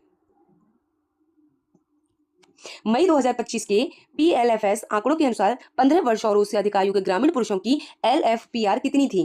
तो यहाँ पर ए ऑप्शन सही हो जाएगा 79.0%, और फीमेल की है 36.0%। ठीक है, मई 2025 में एएमसीए कार्यक्रम की कार्यान्वयन के लिए किस संस्था को नामित किया गया था? तो यहाँ पर मई 2025 में एएमसीए कार्यक्रम के लिए जो इंस्टीट्यूट था वो था, और वो ऑर्गेनाइजेशन था वैमानिकी विकास एजेंसी यानी एडीए, इसका डी ऑप्शन करेक्ट है। ये बेल है जो, ये इलेक्ट्रॉनिक कंपनी है, ठीक है। बेल क्या है? इलेक्ट्रॉनिक कंपनी है। और हिंदुस्तान एरोनॉटिक्स लिमिटेड यानी हाल कंपनी है जो, ये मैन्युफैक्चरिंग कंपनी है।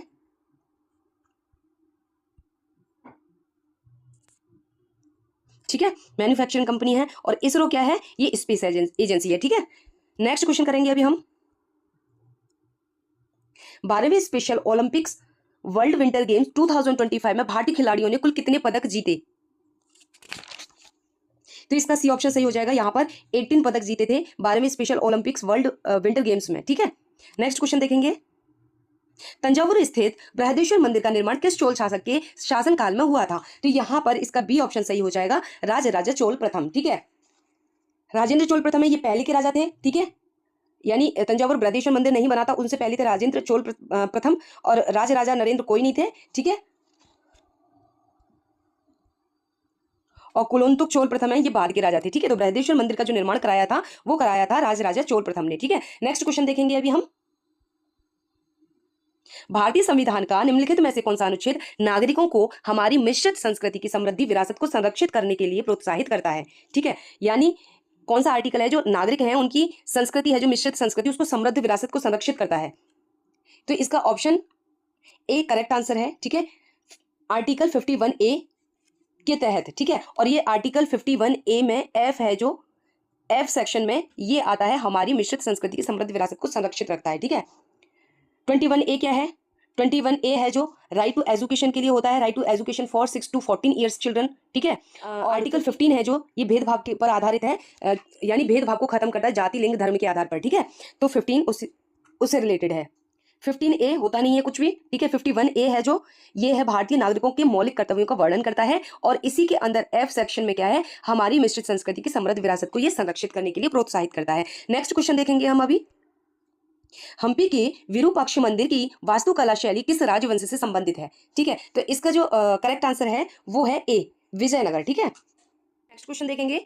किसी समिति की सिफारिशों के बाद 1964 में सार्वजनिक उपक्रम समिति यानी कमेटी ऑन पब्लिक अंडरटेकिंग्स का गठन किया गया था? यानी कौन सी ऐसी समिति है जिसकी सिफारिश के बाद में 1964 में सार्वजनिक उपक्रम समिति बनाई गई थी? ठीक है, तो वो है डी ऑप्शन, ठीक है। कृष्ण मेनन समिति है जो,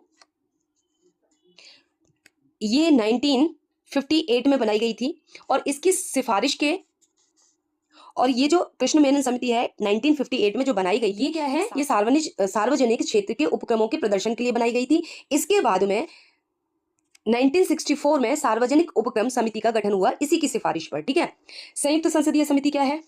ये जेपीसी संसद द्वारा गठित है, ठीक है, और ये अस्थायी द्विदलीय समिति है, ये वाली, ठीक है। नियम समिति क्या है? ये स्थायी समिति है जो दोनों सदनों यानी लोकसभा और राज्यसभा में कार्य प्रक्रिया और संचालन से संबंधित है, ठीक है, नियम समिति। मथाई समिति में क्या है? मथाई समिति 1950 में गठित हुई थी, ठीक है। इसकी सिफारिशों पर अनुमान समिति का गठन हुआ था, ठीक है। मथाई समिति के सिफारिश पर किस समिति का गठन हुआ था? अनुमान समिति का गठन हुआ था, ठीक है। नेक्स्ट क्वेश्चन देखेंगे अभी हम। भारत में जूट उद्योग मुख्य रूप से किस राज्य समूह में केंद्रित है? तो इसका है जो सी ऑप्शन है, यानी जूट उद्योग कहां पर होता है भारत में? पश्चिम बंगाल, आसाम और बिहार, ठीक है। पश्चिम बंगाल है, पश्चिम बंगाल से बिहार भी सटा हुआ है, आसाम भी है, तो यहाँ पर इन 3 राज्यों में जूट उद्योग सबसे ज्यादा होता है, ठीक है। नेक्स्ट क्वेश्चन देखेंगे।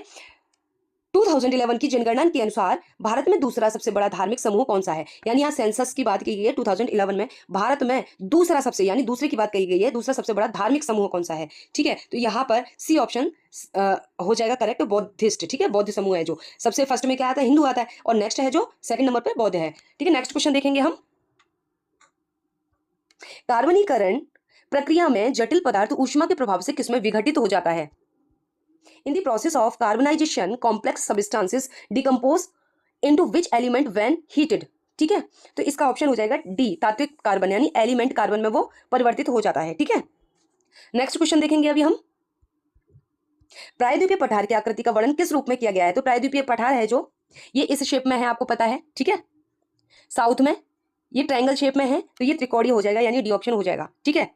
पेनिनसुलर जो प्लेटू है वो इस शेप में है, ये जैसे इंडिया का मैप है ये, ठीक है। तो यहां पर क्या है? ये प्लेट्यू है, प्रायद्वीपीय पठार, जिसे हम दक्षिणी पठार के नाम से भी जानते हैं, तो ये ट्रायंगुलर शेप में है। नेक्स्ट क्वेश्चन देखेंगे हम, निम्नलिखित में से कौन सा मौलिक अधिकार केवल भारतीय नागरिकों के लिए उपलब्ध है? शोषण के विरुद्ध अधिकार नहीं, ये सभी के लिए है, ठीक है। यहाँ पर केवल भारतीय नागरिकों की बात कही गई है, ठीक है। लेकिन शोषण के विरुद्ध अधिकार है सभी के लिए, चाहे वो भारत का नागरिक हो चाहे भारत के बाहर का नागरिक हो। प्राण और दैहिक स्वतंत्रता का अधिकार, ये भी सभी के लिए है। विधि के समक्ष समता का अधिकार, ये भी सभी के लिए है, ठीक है। तो इसका डी ऑप्शन सही हो जाएगा, वाक और अभिव्यक्ति की स्वतंत्रता, यानी freedom of speech and expression, ये स्वतंत्रता ओनली इंडियंस के लिए है, ठीक है। नेक्स्ट क्वेश्चन देखेंगे अभी हम, भारत की न्यायिक पदानुक्रम में सर्वोच्च न्यायालय कौन सा है? यानी which is the highest court in India judicial hierarchy, ठीक है। ए ऑप्शन करेक्ट हो जाएगा, सर्वोच्च न्यायालय।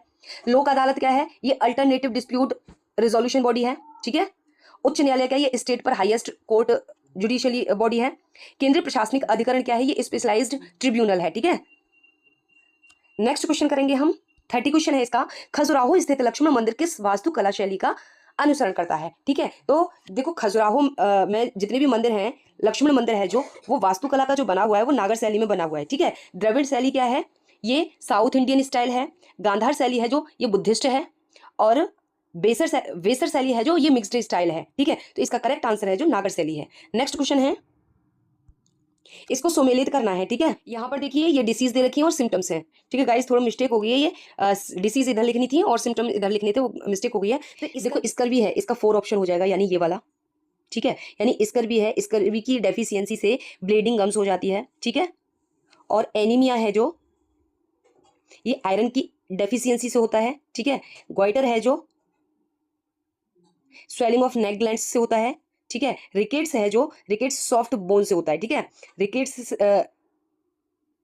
Rickets deficiency soft bones deficiency होती है, ठीक है। तो इसका इस प्रकार से यहाँ पर हो जाएगा, इस प्रकार से यहाँ पर ए का हो जाएगा 4, बी, सी और डी। बी का हो जाएगा 3, सी का हो जाएगा 2, डी का हो जाएगा 1, ठीक है। तो इस प्रकार से इसका डी ऑप्शन सही है, ठीक है। इस प्रकार से डी ऑप्शन इसका सही है। नेक्स्ट क्वेश्चन देखेंगे, 32 क्वेश्चन देखेंगे। कौन सी नवीकरणीय ऊर्जा वायु की गति पर निर्भर करती है? यानी रिन्यूएबल एनर्जी है जो, वो मूवमेंट ऑफ एयर पर डिपेंड करती है। तो आपको पता है विंड एनर्जी है जो, है ना, विंड एनर्जी क्या है? वो एयर के मूवमेंट पर डिपेंड करती है। जियोथर्मल एनर्जी क्या है? हीट फ्रॉम अर्थ, ठीक है। अर्थ से हीट लेती है, उससे क्या है? जियोथर्मल एनर्जी उत्पन्न होती है। इसके बाद में सोलर एनर्जी क्या है? ये सनलाइट से रिलेटेड है, ठीक है। हाइड्रो पावर है ये फ्लोइंग ऑफ वाटर से रिलेटेड है, ठीक है। नेक्स्ट क्वेश्चन है, ओणम किस पौराणिक राजा के स्वागत के लिए मनाया जाता है? ठीक है, अब इस टाइप से भी आ सकता है कि ओणम है जो, वो किस राज्य का प्रमुख त्योहार है? तो ओणम केरल का है। सबसे पहले तो ये ध्यान में रख लो, जो ओणम है एक त्योहार है और वो केरल का है, लेकिन ये किस पौराणिक राजा के स्वागत में मनाया जाता है? ठीक है, तो इसका ऑप्शन ए हो जाएगा सही, राजा महाबली। ठीक है, राजा महाबली के स्वागत में ओणम त्योहार मनाया जाता है। नेक्स्ट क्वेश्चन, निम्नलिखित में से कौन सा विटामिन कोलेस्ट्रॉल से संश्लेषित किया जाता है? ठीक है, which vitamin is synthesised from cholesterol? तो ये विटामिन डी होगा, इसका ऑप्शन डी है। ठीक है, नेक्स्ट क्वेश्चन देखेंगे अभी हम, कुंभ मेले के आयोजन के संदर्भ में निम्नलिखित में से कौन सा युग्म गलत है? यहाँ पर गलत पूछा है, ठीक है, यानी यहाँ पर मैचिंग दे रखी है और यहाँ पर गलत पूछा है। यानी नासिक कुंभ है जो, नासिक कुंभ है गोदावरी तट पर लगता है, बिल्कुल सही है। उज्जैन नर्मदा नदी पर नहीं, नर्मदा नदी पर नहीं लगता है। प्रयागराज त्रिवेणी संगम पर लगता है, ये भी सही है, ये भी सही है। हरिद्वार गंगा तट पर लगता है, ये भी सही है। देखो उज्जैन कुंभ है जो नर्मदा पर नहीं, क्षिप्रा नदी पर लगता है। ठीक है, क्षिप्रा नदी पर उज्जैन कुंभ लगता है। ठीक है, बाकी के सारे ऑप्शन उसमें गलत पूछा है, तो इसका बी ऑप्शन करेक्ट हो जाएगा। नेक्स्ट क्वेश्चन है, अनुच्छेद 343 के अनुसार हिंदी के लिए भारत की आधिकारिक भाषा के रूप में कौन सी लिपि प्रयुक्त होती है? तो सबसे पहले यहाँ पर इसे याद कर लीजिए कि जो हिंदी की जो भारत की आधिकारिक भाषा हिंदी है वो किस अनुच्छेद के अंतर्गत आती है? तो अनुच्छेद 343 है, ठीक है, जिसे राजभाषा घोषित किया गया था 343 के तहत। और लिपि होगी जो, वो देवनागरी होगी हिंदी की। ठीक है, अनुच्छेद 343 के तहत। नेक्स्ट क्वेश्चन देखेंगे हम, संविधान की 11वीं अनुसूची में पंचायती राज से संबंधित कितने कार्यात्मक मद यानी फंक्शनल आइटम्स शामिल हैं? 29। ठीक है, यानी कि ए ऑप्शन इसका करेक्ट आंसर है। यानी कि संविधान की 11वीं सूची में, अब यहाँ पर ये भी कि पंचायती राज है जो, वो कौन सी सूची में आता है? वो 11वीं सूची में आता है। ठीक है, और इसमें जो कार्यात्मक मद है यानी फंक्शनल आइटम है वो 29 शामिल है। ठीक है, और ये किस अमेंडमेंट के तहत जोड़ा गया था? अमेंडमेंट 73। ठीक है, 73 अमेंडमेंट एक्ट 1992, ठीक है। इसके तहत क्या है, ये विषय जोड़े गए थे, ठीक है, पंचायती राज व्यवस्था में। नेक्स्ट क्वेश्चन है 38 क्वेश्चन है, रॉबर्ट हुक ने कोशिका की खोज करते समय निम्नलिखित में से किसका अवलोकन किया था? रॉबर्ट कुक ने जो खोज की थी वो की थी कॉर्क की, ठीक है। ये 1665 में रॉबर्ट हुक ने माइक्रोस्कोप से कॉर्क के पतले टुकड़ों का अवलोकन किया और टाइनी कंपार्टमेंट्स देखे, जिन्हें क्या कहा जाता है, सेल्स कहा जाता है, ठीक है। तो इसका ऑप्शन है जो कॉर्क है, ए ऑप्शन। नेक्स्ट क्वेश्चन देखेंगे हम 39 क्वेश्चन, निम्नलिखित में से कौन से अपशिष्ट उत्पाद विशेष रूप से जीर्ण जाइलम यानी ओल्ड जाइलम में संग्रहित होते हैं? तो इसका ऑप्शन बी हो जाएगा रेजिन, गम एंड टेनिस, ठीक है, एंड टेनिस। ये क्या है, waste products are specially stored in old xylem, ठीक है।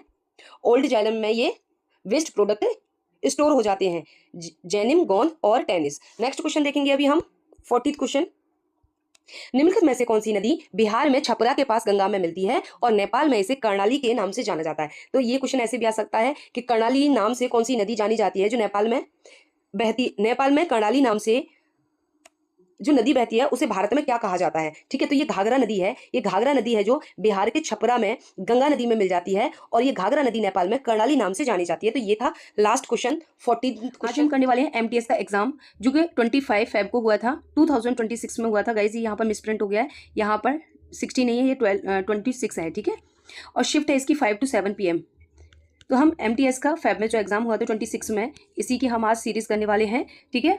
फर्स्ट क्वेश्चन है 1857 का स्वातंत्र्य समर यानी कि the Indian war of independence 1857 पुस्तक किसने लिखी थी? तो यही गाइस पुस्तक लिखी थी वीडी सावरकर ने, ठीक है। आंसर इसका सी हो जाएगा। नेक्स्ट क्वेश्चन है, निम्नलिखित कथनों पर विचार कीजिए और सही विकल्प चुनिए।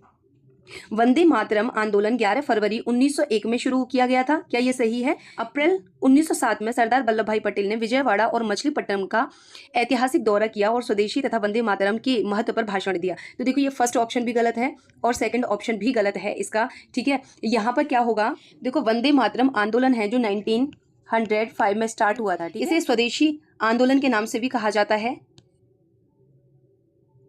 और वंदे मातरम जो सत्याग्रह है वो हुआ था 1938 में, ठीक है। ये हुआ था 1938 में, क्या हुआ था, वंदे मातरम सत्याग्रह, जबकि वंदे मातरम आंदोलन है 1905 में हुआ था और इसको बंगाल विभाजन है उसके विरोध में स्टार्ट किया गया था, ठीक है। बंगाल का विभाजन भी 1905 में हुआ था और इसका विरोध किया गया था, उसके चलते वंदे मातरम आंदोलन स्टार्ट हुआ था, ठीक है।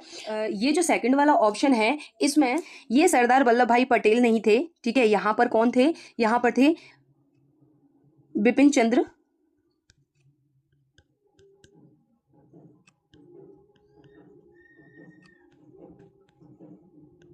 यहाँ पर विपिन चंद्र पाल थे, ठीक है।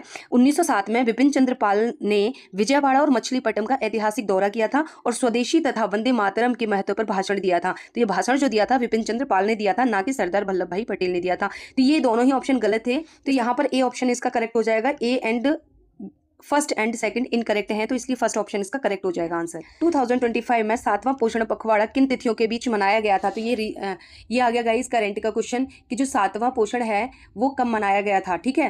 तो ये मनाया गया था गाइस, इसका ऑप्शन ए करेक्ट है। 8 अप्रैल से 22 अप्रैल के बीच में मनाया गया था 7वां पोषण पखवाड़ा, ठीक है। 2025 में ये मनाया गया था। नेक्स्ट क्वेश्चन करेंगे अभी हम।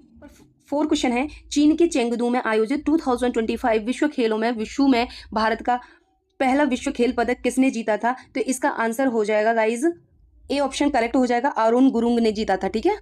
पुथांडू जिसे पुथवरुदम भी कहा जाता है किस अवसर के रूप में मनाया जाता है? तो देखो पुथांडू फेस्टिवल है, ये कहाँ पर मनाया जाता है? ये तमिलनाडु में मनाया जाता है। सबसे पहले तो ये रख लेना है, ठीक है, ये याद रख लेना है, ये तमिलनाडु में मनाया जाता है। पुथांडू तमिल नववर्ष है, ठीक है, जो चित्रई महीने के पहले दिन में मनाया जाता है। तो इसका बी ऑप्शन करेक्ट हो जाएगा, चित्रई महीने के प्रथम दिन का तमिल नववर्ष है, ठीक है।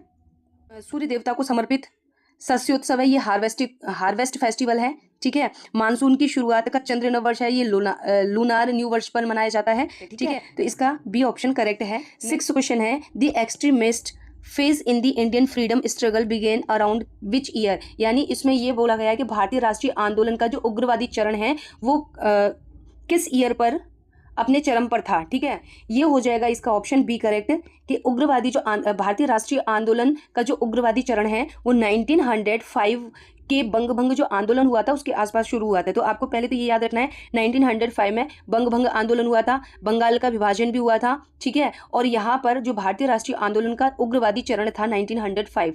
ठीक है, ये क्या है 1885 में INC का क्या है फॉर्मेशन हुआ था, यानी इंडियन नेशनल कांग्रेस का क्या है फॉर्मेशन हुआ था। 1857 में क्या हुआ था रिवोल्ट ऑफ विद्रोह हुआ था ये। ठीक है, 1857 का विद्रोह हुआ था। 1942 में क्या है क्विट इंडिया मूवमेंट यानी भारत छोड़ो आंदोलन स्टार्ट हुआ था। ठीक है, भारत छोड़ो आंदोलन कब स्टार्ट हुआ था ये हुआ था 1942 में। नेक्स्ट क्वेश्चन देखेंगे अभी हम।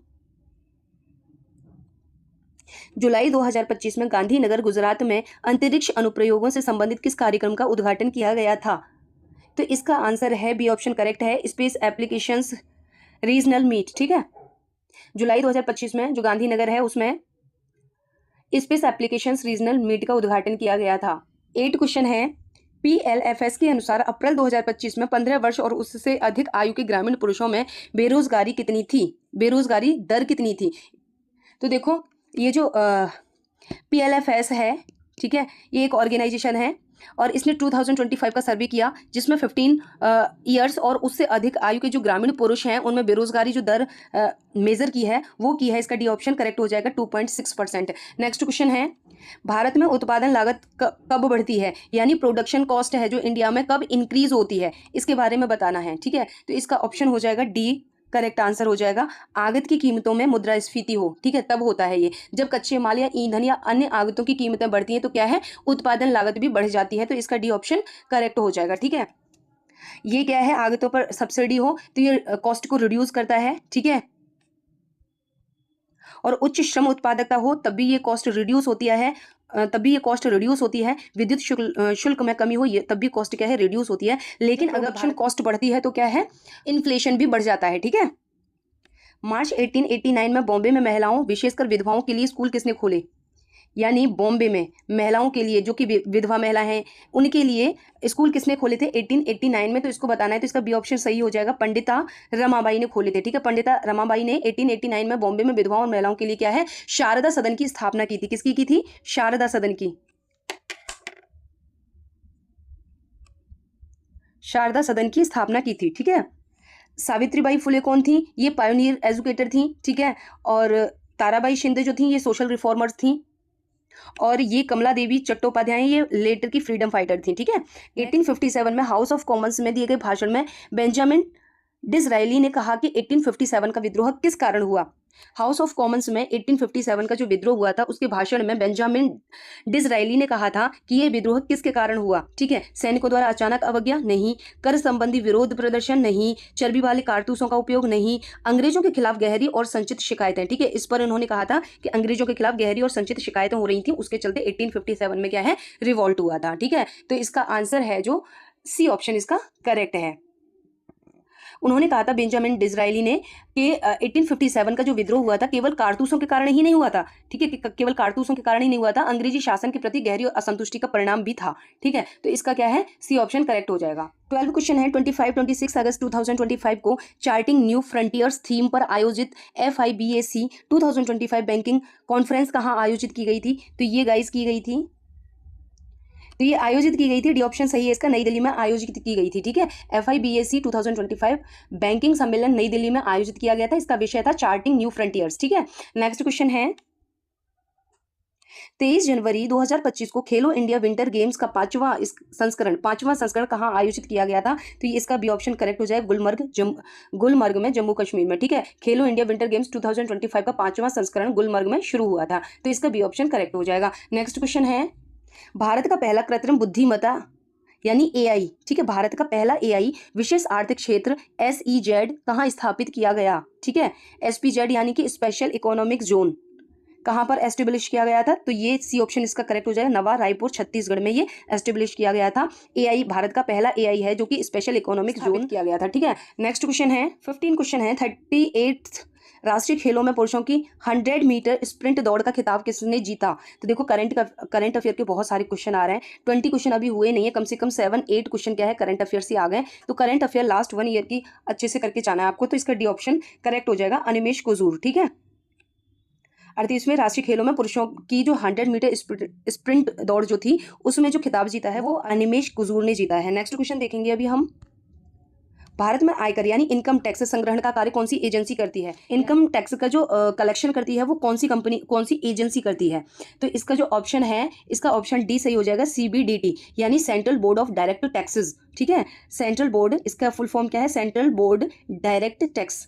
ये वाली कंपनी क्या है? ये हमारी इंडिया में टैक्स कलेक्शन करती है। ठीक है, इनकम टैक्स को कलेक्शन करती है।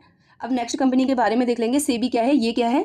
ये सिक्योरिटी मार्केट रेगुलेटर है। ठीक है, और RBI सेंट्रल बैंक है, और IRDAI है जो ये इंश्योरेंस रेगुलेटर है। ठीक है, 17 क्वेश्चन है। चक्रीय बेरोजगारी मुख्यतः किस आर्थिक स्थिति के कारण बढ़ती है? यानी जो साइक्लिकल अनएम्प्लॉयमेंट है, ये क्या रीजन है जो कि इंक्रीज होती है ये? ठीक है, तो इसका जो है, इसका सी ऑप्शन करेक्ट हो जाएगा, आर्थिक मंदी या अवमंदन, यानी इकोनॉमिक रिसेशन और स्लो डाउन के कारण क्या है? साइक्लिकल अनएम्प्लॉयमेंट इंक्रीज होता है। ठीक है, तो इसका सी ऑप्शन करेक्ट हो जाएगा। ये जो है टेक्नोलॉजिकल चेंजेस है, ये क्या है? स्ट्रक्चरल अनएम्प्लॉयमेंट को बढ़ावा इंक्रीज करती है। रोजगार की मौसमी प्रकृति, सीजनल नेचर ऑफ एम्प्लॉयमेंट है, ये सीजनल अनएम्प्लॉयमेंट है। ठीक है गाइस, मैं एक्स्ट्रा बता रही हूँ, उसको आप या तो किसी पर नोट डाउन कर लीजिए या फिर आप अच्छे से समझ लीजिए इसको। ठीक है, तो क्योंकि इसमें सीजनल जो अनएम्प्लॉयमेंट है वो भी मैं पहले प्रीवियस वीडियो जो करा चुकी हूँ वो आया था। ठीक है, तो जो भी ये जो एक करेंसी वाला चैप्टर है इकोनॉमिक्स में, एक अनएम्प्लॉयमेंट वाला चैप्टर है, इनको जरूर करके जाएं। ठीक है, नेक्स्ट क्वेश्चन है। 11 अक्टूबर 2024 को जम्मू कश्मीर के केंद्र शासित प्रदेश के मुख्यमंत्री के रूप में किसने शपथ ली थी? तो इसका है C option correct, Omar Abdullah ने। ठीक है, नेक्स्ट क्वेश्चन है। राष्ट्रीय आय मापने की उत्पादन विधि मुख्य रूप से किस क्षेत्र की आय का अनुमान लगाने के लिए उपयोग की जाती है? यानी जो प्रोडक्शन मेथड है of national income estimation is mainly used of estimating income from which sector? तो देखो इसका ऑप्शन है जो वो डी ऑप्शन करेक्ट है, कृषि एवं संबंध क्षेत्र। ठीक है, एग्रीकल्चर एंड अलाइड सेक्टर। ये क्या है? ये राष्ट्रीय आय की उत्पादन विधि मुख्यतः कृषि एवं संबंध क्षेत्रों के उत्पादन के आधार पर आय का अनुमान लगाने में उपयोग की जाती है। गवर्नमेंट सेक्टर क्या होता है? गवर्नमेंट सेक्टर होता है एक्सपेंडिचर मेथड ऑफन यूज्ड। ठीक है, नेक्स्ट क्वेश्चन देखेंगे अभी हम। 2015 में शुरू की गई अमृत योजना का पूर्ण रूप क्या है? यानी अमृत की फुल फॉर्म बतानी है आपको, किसकी फुल फॉर्म क्या है? अमृत की जो फुल फॉर्म है, इसका सी ऑप्शन करेक्ट है, Atal mission for rejuvenation and urban transformation. ठीक है, इसका सी ऑप्शन करेक्ट हो जाएगा। अमृत योजना किसके तहत शुरू की गई थी? इसमें शहरी जो क्षेत्र है उसमें जल की आपूर्ति हो सके, सीवरेज हो सके, हरित क्षेत्र और बुनियादी सुविधाओं के सुधार के लिए ये किया गया था, ये योजना लाई गई थी। ठीक है, नेक्स्ट क्वेश्चन है। मंदिर वास्तुकला की वेसर शैली किन दो शैलियों की संकर मानी जाती है? आपको पता है वेसर शैली क्या है? मिक्स्ड स्टाइल है। ठीक है, मिक्स्ड आर्किटेक्चर स्टाइल है वेसर शैली। ये दो शैलियों से मिलकर के बनी है और इसका करेक्ट आंसर है सी, नागर और द्रविड़। नागर शैली है जो ये उत्तर भारत की है, द्रविड़ शैली है जो ये दक्षिण भारत की। इन दोनों शैलियों को मिलाकर के वेसर शैली मिली है। अब देखो ये है ना वेसर शैली, नागर शैली, द्रविड़ शैली, ये मैं प्रीवियस वीडियो में भी करा चुकी हूँ। ये वाला टॉपिक आ रहा है तो इसको आप कर लेना। ठीक है, नेक्स्ट क्वेश्चन है। प्रधानमंत्री आवास योजना शहरी 2015 का मुख्य उद्देश्य क्या था? यानी PMAY अर्बन ये लॉन्च की गई थी, ये किस उद्देश्य से, किस प्राइमरी ऑब्जेक्टिव से लॉन्च की गई थी? तो इसका जो करेक्ट आंसर है वो सी है, शहरी निर्धनों को किफायती आवास उपलब्ध कराना। ठीक है, ये क्या है? जो शहर में रह रहे हैं लेकिन वो क्या है? वो निर्धन है, तो उनके हिसाब से उनको आवास उपलब्ध कराना, ये वाला PMAY अर्बन है जो ये वाली योजना लॉन्च की गई थी। ठीक है, 23 क्वेश्चन है। यदि पिता का रक्त समूह यानी ब्लड ग्रुप A है और माता का ब्लड ग्रुप B है तो संतान का संभावित ब्लड ग्रुप क्या हो सकता है? ठीक है, यानी उनके जो बच्चे होंगे उनका ब्लड ग्रुप क्या हो सकता है? तो इसका A ऑप्शन करेक्ट है। ठीक है, A हो सकता है या फिर B हो सकता है या AB हो सकता है या फिर O हो सकता है। तो इसमें अगर पिता का A है और माता का B है ब्लड ग्रुप, तो इनमें या तो संतान जो उत्पन्न होगी या तो वो A ग्रुप की होगी या फिर B की होगी या AB की होगी या फिर O ग्रुप की होगी। ठीक है, तो इसका A ऑप्शन करेक्ट है।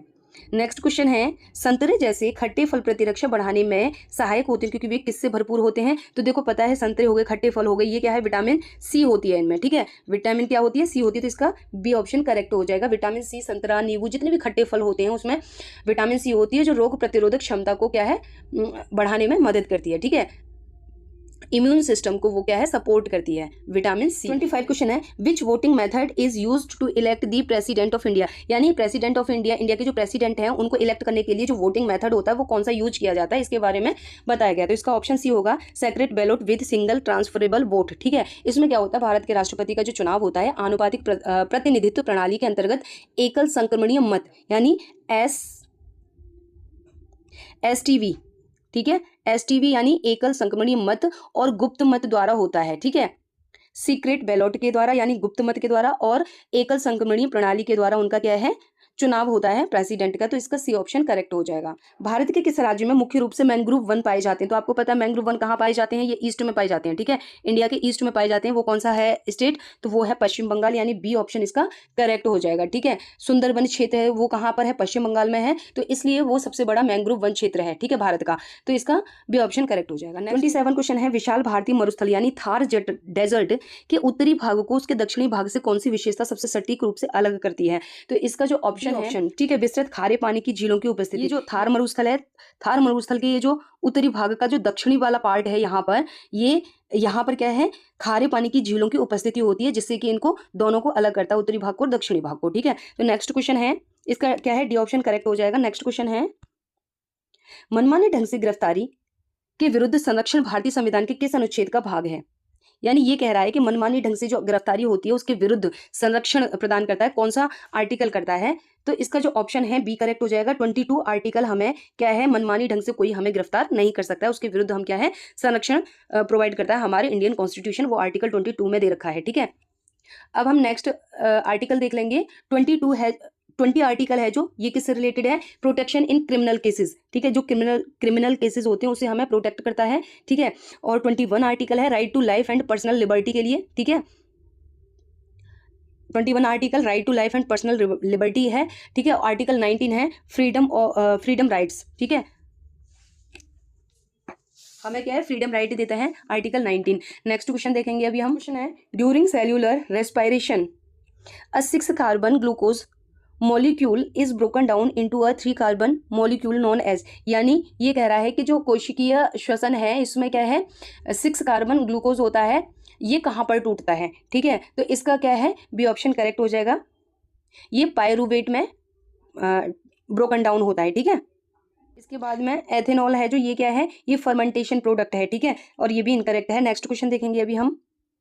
30 क्वेश्चन है, यदि हमारे भोजन में कार्बोहाइड्रेट और वसा की मात्रा कम होती है तो ऊर्जा प्राप्त करने के लिए किसका उपयोग किया जाता है? यानी वो ये कह रहा है कि हमारी जो डाइट है उसमें अगर कार्बोहाइड्रेट और फैट्स है, इसकी मात्रा जो है वो कम है, तो हम ऊर्जा हमें इनसे क्या है, एनर्जी मिलती है। एनर्जी गिविंग फूड होते हैं कार्बोहाइड्रेट एंड वसा, एनर्जी गिविंग फूड होते हैं। अगर हम इन्हें कम अपने भोजन में, अपने डाइट में लेते हैं तो क्या है, एनर्जी की कमी हो जाती है, तो हम उसकी जगह किसका प्रयोग कर सकते हैं? ठीक है, तो इसमें क्या है, बी ऑप्शन करेक्ट हो जाएगा, प्रोटीन। ठीक है, प्रोटीन भी क्या है, एनर्जी गिविंग फूड होते हैं। ये क्या है, ये एनर्जी गिविंग फूड नहीं होता है, ना ही ये देता है एनर्जी और ना ही ये देता है। ठीक है, तो ये प्रोटीन है जो हम कार्बोहाइड्रेट और वसा की जगह पर हम प्रोटीन ले सकते हैं। ठीक है, 31 क्वेश्चन है, राजभाषा अधिनियम 1963 के अनुसार राजभाषा समिति में कितने सदस्य होते हैं? यानी सबसे पहले तो ये आपको याद रखना है, राजभाषा अधिनियम कब आया था, 1963 में आया था। ठीक है, इस राजभाषा जो समिति थी, कमिटी थी, ठीक है, तो इसमें कितने मेंबर थे उसके बारे में आपको बताना है। तो इसका जो आंसर है वो ए ऑप्शन करेक्ट है, इसमें 30 मेंबर्स थे। ठीक है, जब राजभाषा अधिनियम 1963 आया था तो इसमें मेंबर्स की जो संख्या थी वो 30 थी। इसमें 20 क्या है, लोकसभा से थे और 10 क्या है, राज्यसभा से थे। ठीक है, इस कमेटी में जो मेंबर्स थे। नेक्स्ट क्वेश्चन देखेंगे हम। 32 क्वेश्चन है, निम्नलिखित में से कौन सा उदाहरण प्राचीन बौद्ध शैलकृत वास्तुकला की महान उपलब्धियों में से एक है? तो 32 का आंसर जो है वो भी हो जाएगा, अजंता की गुफाएं हैं जो, ये प्राचीन बौद्ध शैलकृत वास्तुकला है। ठीक है, बोर्रा की गुफाएं हैं, ये नेचुरल केव्स हैं। ठीक है, और ये सुदामा गुफाएं हैं, ये मौर्यन पीरियड की हैं। ठीक है, 33 क्वेश्चन है, what are the ornamental gateways at the great stupa known as. यानी ये बोल रहा है कि कौन सा ऐसा ऑर्नामेंट है जो कि ग्रेट स्तूप के नाम से भी जाना जाता है, तोरण है। ठीक है, इसका ए ऑप्शन करेक्ट हो जाएगा। जो महान स्तूप है, सांची की स्तूप, इसकी जो अलंकृत प्रवेश द्वारों को तोरण कहा जाता है। ठीक है, चैत्याज क्या होता है, ये प्रेयर हॉल होता है। ठीक है, प्रेयर हॉल। विहाराज क्या होता है, ये मोनास्ट्रीज है। ठीक है, और वैदिक है जो, ये रेलिंग्स अराउंड द स्तूप। स्तूप के जो अराउंड में हैं रेलिंग, उनको वेदिकाज कहा जाता है। विहारास जो होते हैं ये होते हैं मोनास्ट्रीज, और ये चैत्यास जो होता है ये प्रेयर हॉल होता है, और तोरण जो होते हैं ये ऑर्नामेंट होते हैं, जिसे ग्रेट स्तूप के नाम से भी जाना जाता है। 34 क्वेश्चन है, किस ऐतिहासिक सर्वोच्च न्यायालय मामले में यह निर्णय दिया गया कि जीवन और व्यक्तिगत स्वतंत्रता पर कोई भी प्रतिबंध उचित, न्याय संगत और तर्कसंगत होना चाहिए? तो इसका जो ऑप्शन है, इसका ऑप्शन बी सही है, Maneka Gandhi versus Union of India. यानी मेनका गांधी मामले जो 1978 में था, सर्वोच्च न्यायालय ने कहा कि आर्टिकल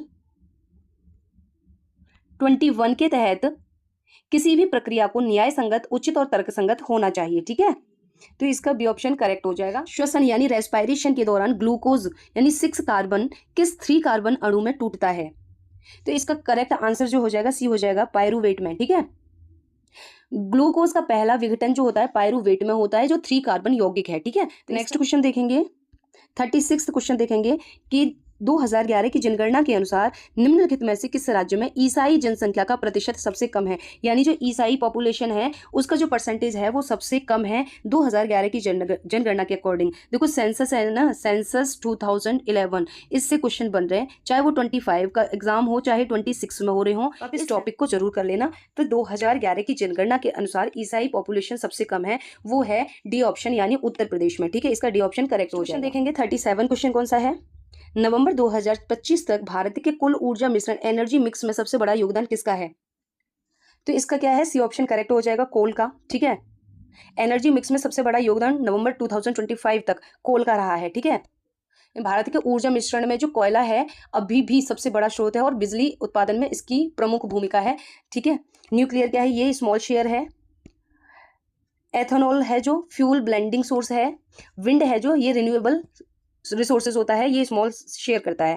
नेक्स्ट क्वेश्चन देखेंगे, 38 क्वेश्चन है, बाघ मुराल पेंटिंग भारत के किस राज्य में पाई जाती है? तो इसका जो करेक्ट आंसर है वो हो जाएगा ए ऑप्शन, यानी मध्य प्रदेश में क्या है, बाघ मुराल पेंटिंग्स पाई जाती हैं। ठीक है, बाघ गुफाएं और उनकी प्रसिद्ध भित्ति चित्रकला है जो मध्य प्रदेश के धार जिले में स्थित है, तो इसका ए ऑप्शन करेक्ट हो जाएगा। भारत के जो अटॉर्नी जनरल हैं यानी महान्यायवादी हैं, इनकी क्या भूमिका है? ठीक है, देखो अटॉर्नी जनरल ऑफ इंडिया से रिलेटेड मैंने लास्ट वीडियो जो बनाई थी उसमें भी पूछा गया था क्वेश्चन, तो इस टॉपिक को जरूर कर लें। इससे आर्टिकल भी आ सकता है, किस आर्टिकल के तहत अटॉर्नी जनरल ऑफ इंडिया का सिलेक्शन होता है, इनकी क्या भूमिका है। ठीक है, ये सब इनके बारे में आप इस टॉपिक को कर लेना। तो इसका जो आंसर है, इनकी जो भूमिका होती है वो ए ऑप्शन करेक्ट है, भारत सरकार के कानूनी सलाहकार होते हैं। ठीक है, भारत के न्यायवादी जो होते हैं भारत के सर्वोच्च विधिक सलाहकार होते हैं। ठीक है, यानी कि चीफ लीगल एडवाइजर होते हैं ये गवर्नमेंट ऑफ इंडिया के। न्यायपालिका प्रमुख कौन होते हैं? सीजेआई। ठीक है, ये क्या है, हेड ऑफ जुडिशरी होते हैं। और सशस्त्र बलों का प्रमुख यानी आर्म्ड फोर्सेस के जो हेड होते हैं ये प्रेसिडेंट होते हैं, जो सुप्रीम कमांडर होते हैं। ठीक है, राज्यसभा चेयरमैन जो होते हैं ये वाइस प्रेसिडेंट होते हैं। ठीक है, संसद के पहले घंटे के दौरान कौन सा कार्य आयोजित किया जाता है? ये बहुत बार क्वेश्चन पहले भी आया हुआ है DTPSB में, 2018 में आया था ये वाला question, same as it is question आया था कि संसद का जो पहला सत्र होता है उसमें कौन सा कार्य आयोजित किया जाता है। तो ये क्वेश्चन आर होता है, इसका है क्या है, ए ऑप्शन करेक्ट है। यहाँ पर प्रश्नकाल होता है ये सबसे पहले। ठीक है, संसद की कार्यवाही का पहला घंटा जो होता है वो प्रश्नकाल कहलाता है, जिसमें सदस्य सरकार से प्रश्न पूछते हैं। तो इसका क्या है, ए ऑप्शन करेक्ट हो जाएगा। अभी मैंने यहाँ पर 40 क्वेश्चन कंप्लीट करा दिए हैं।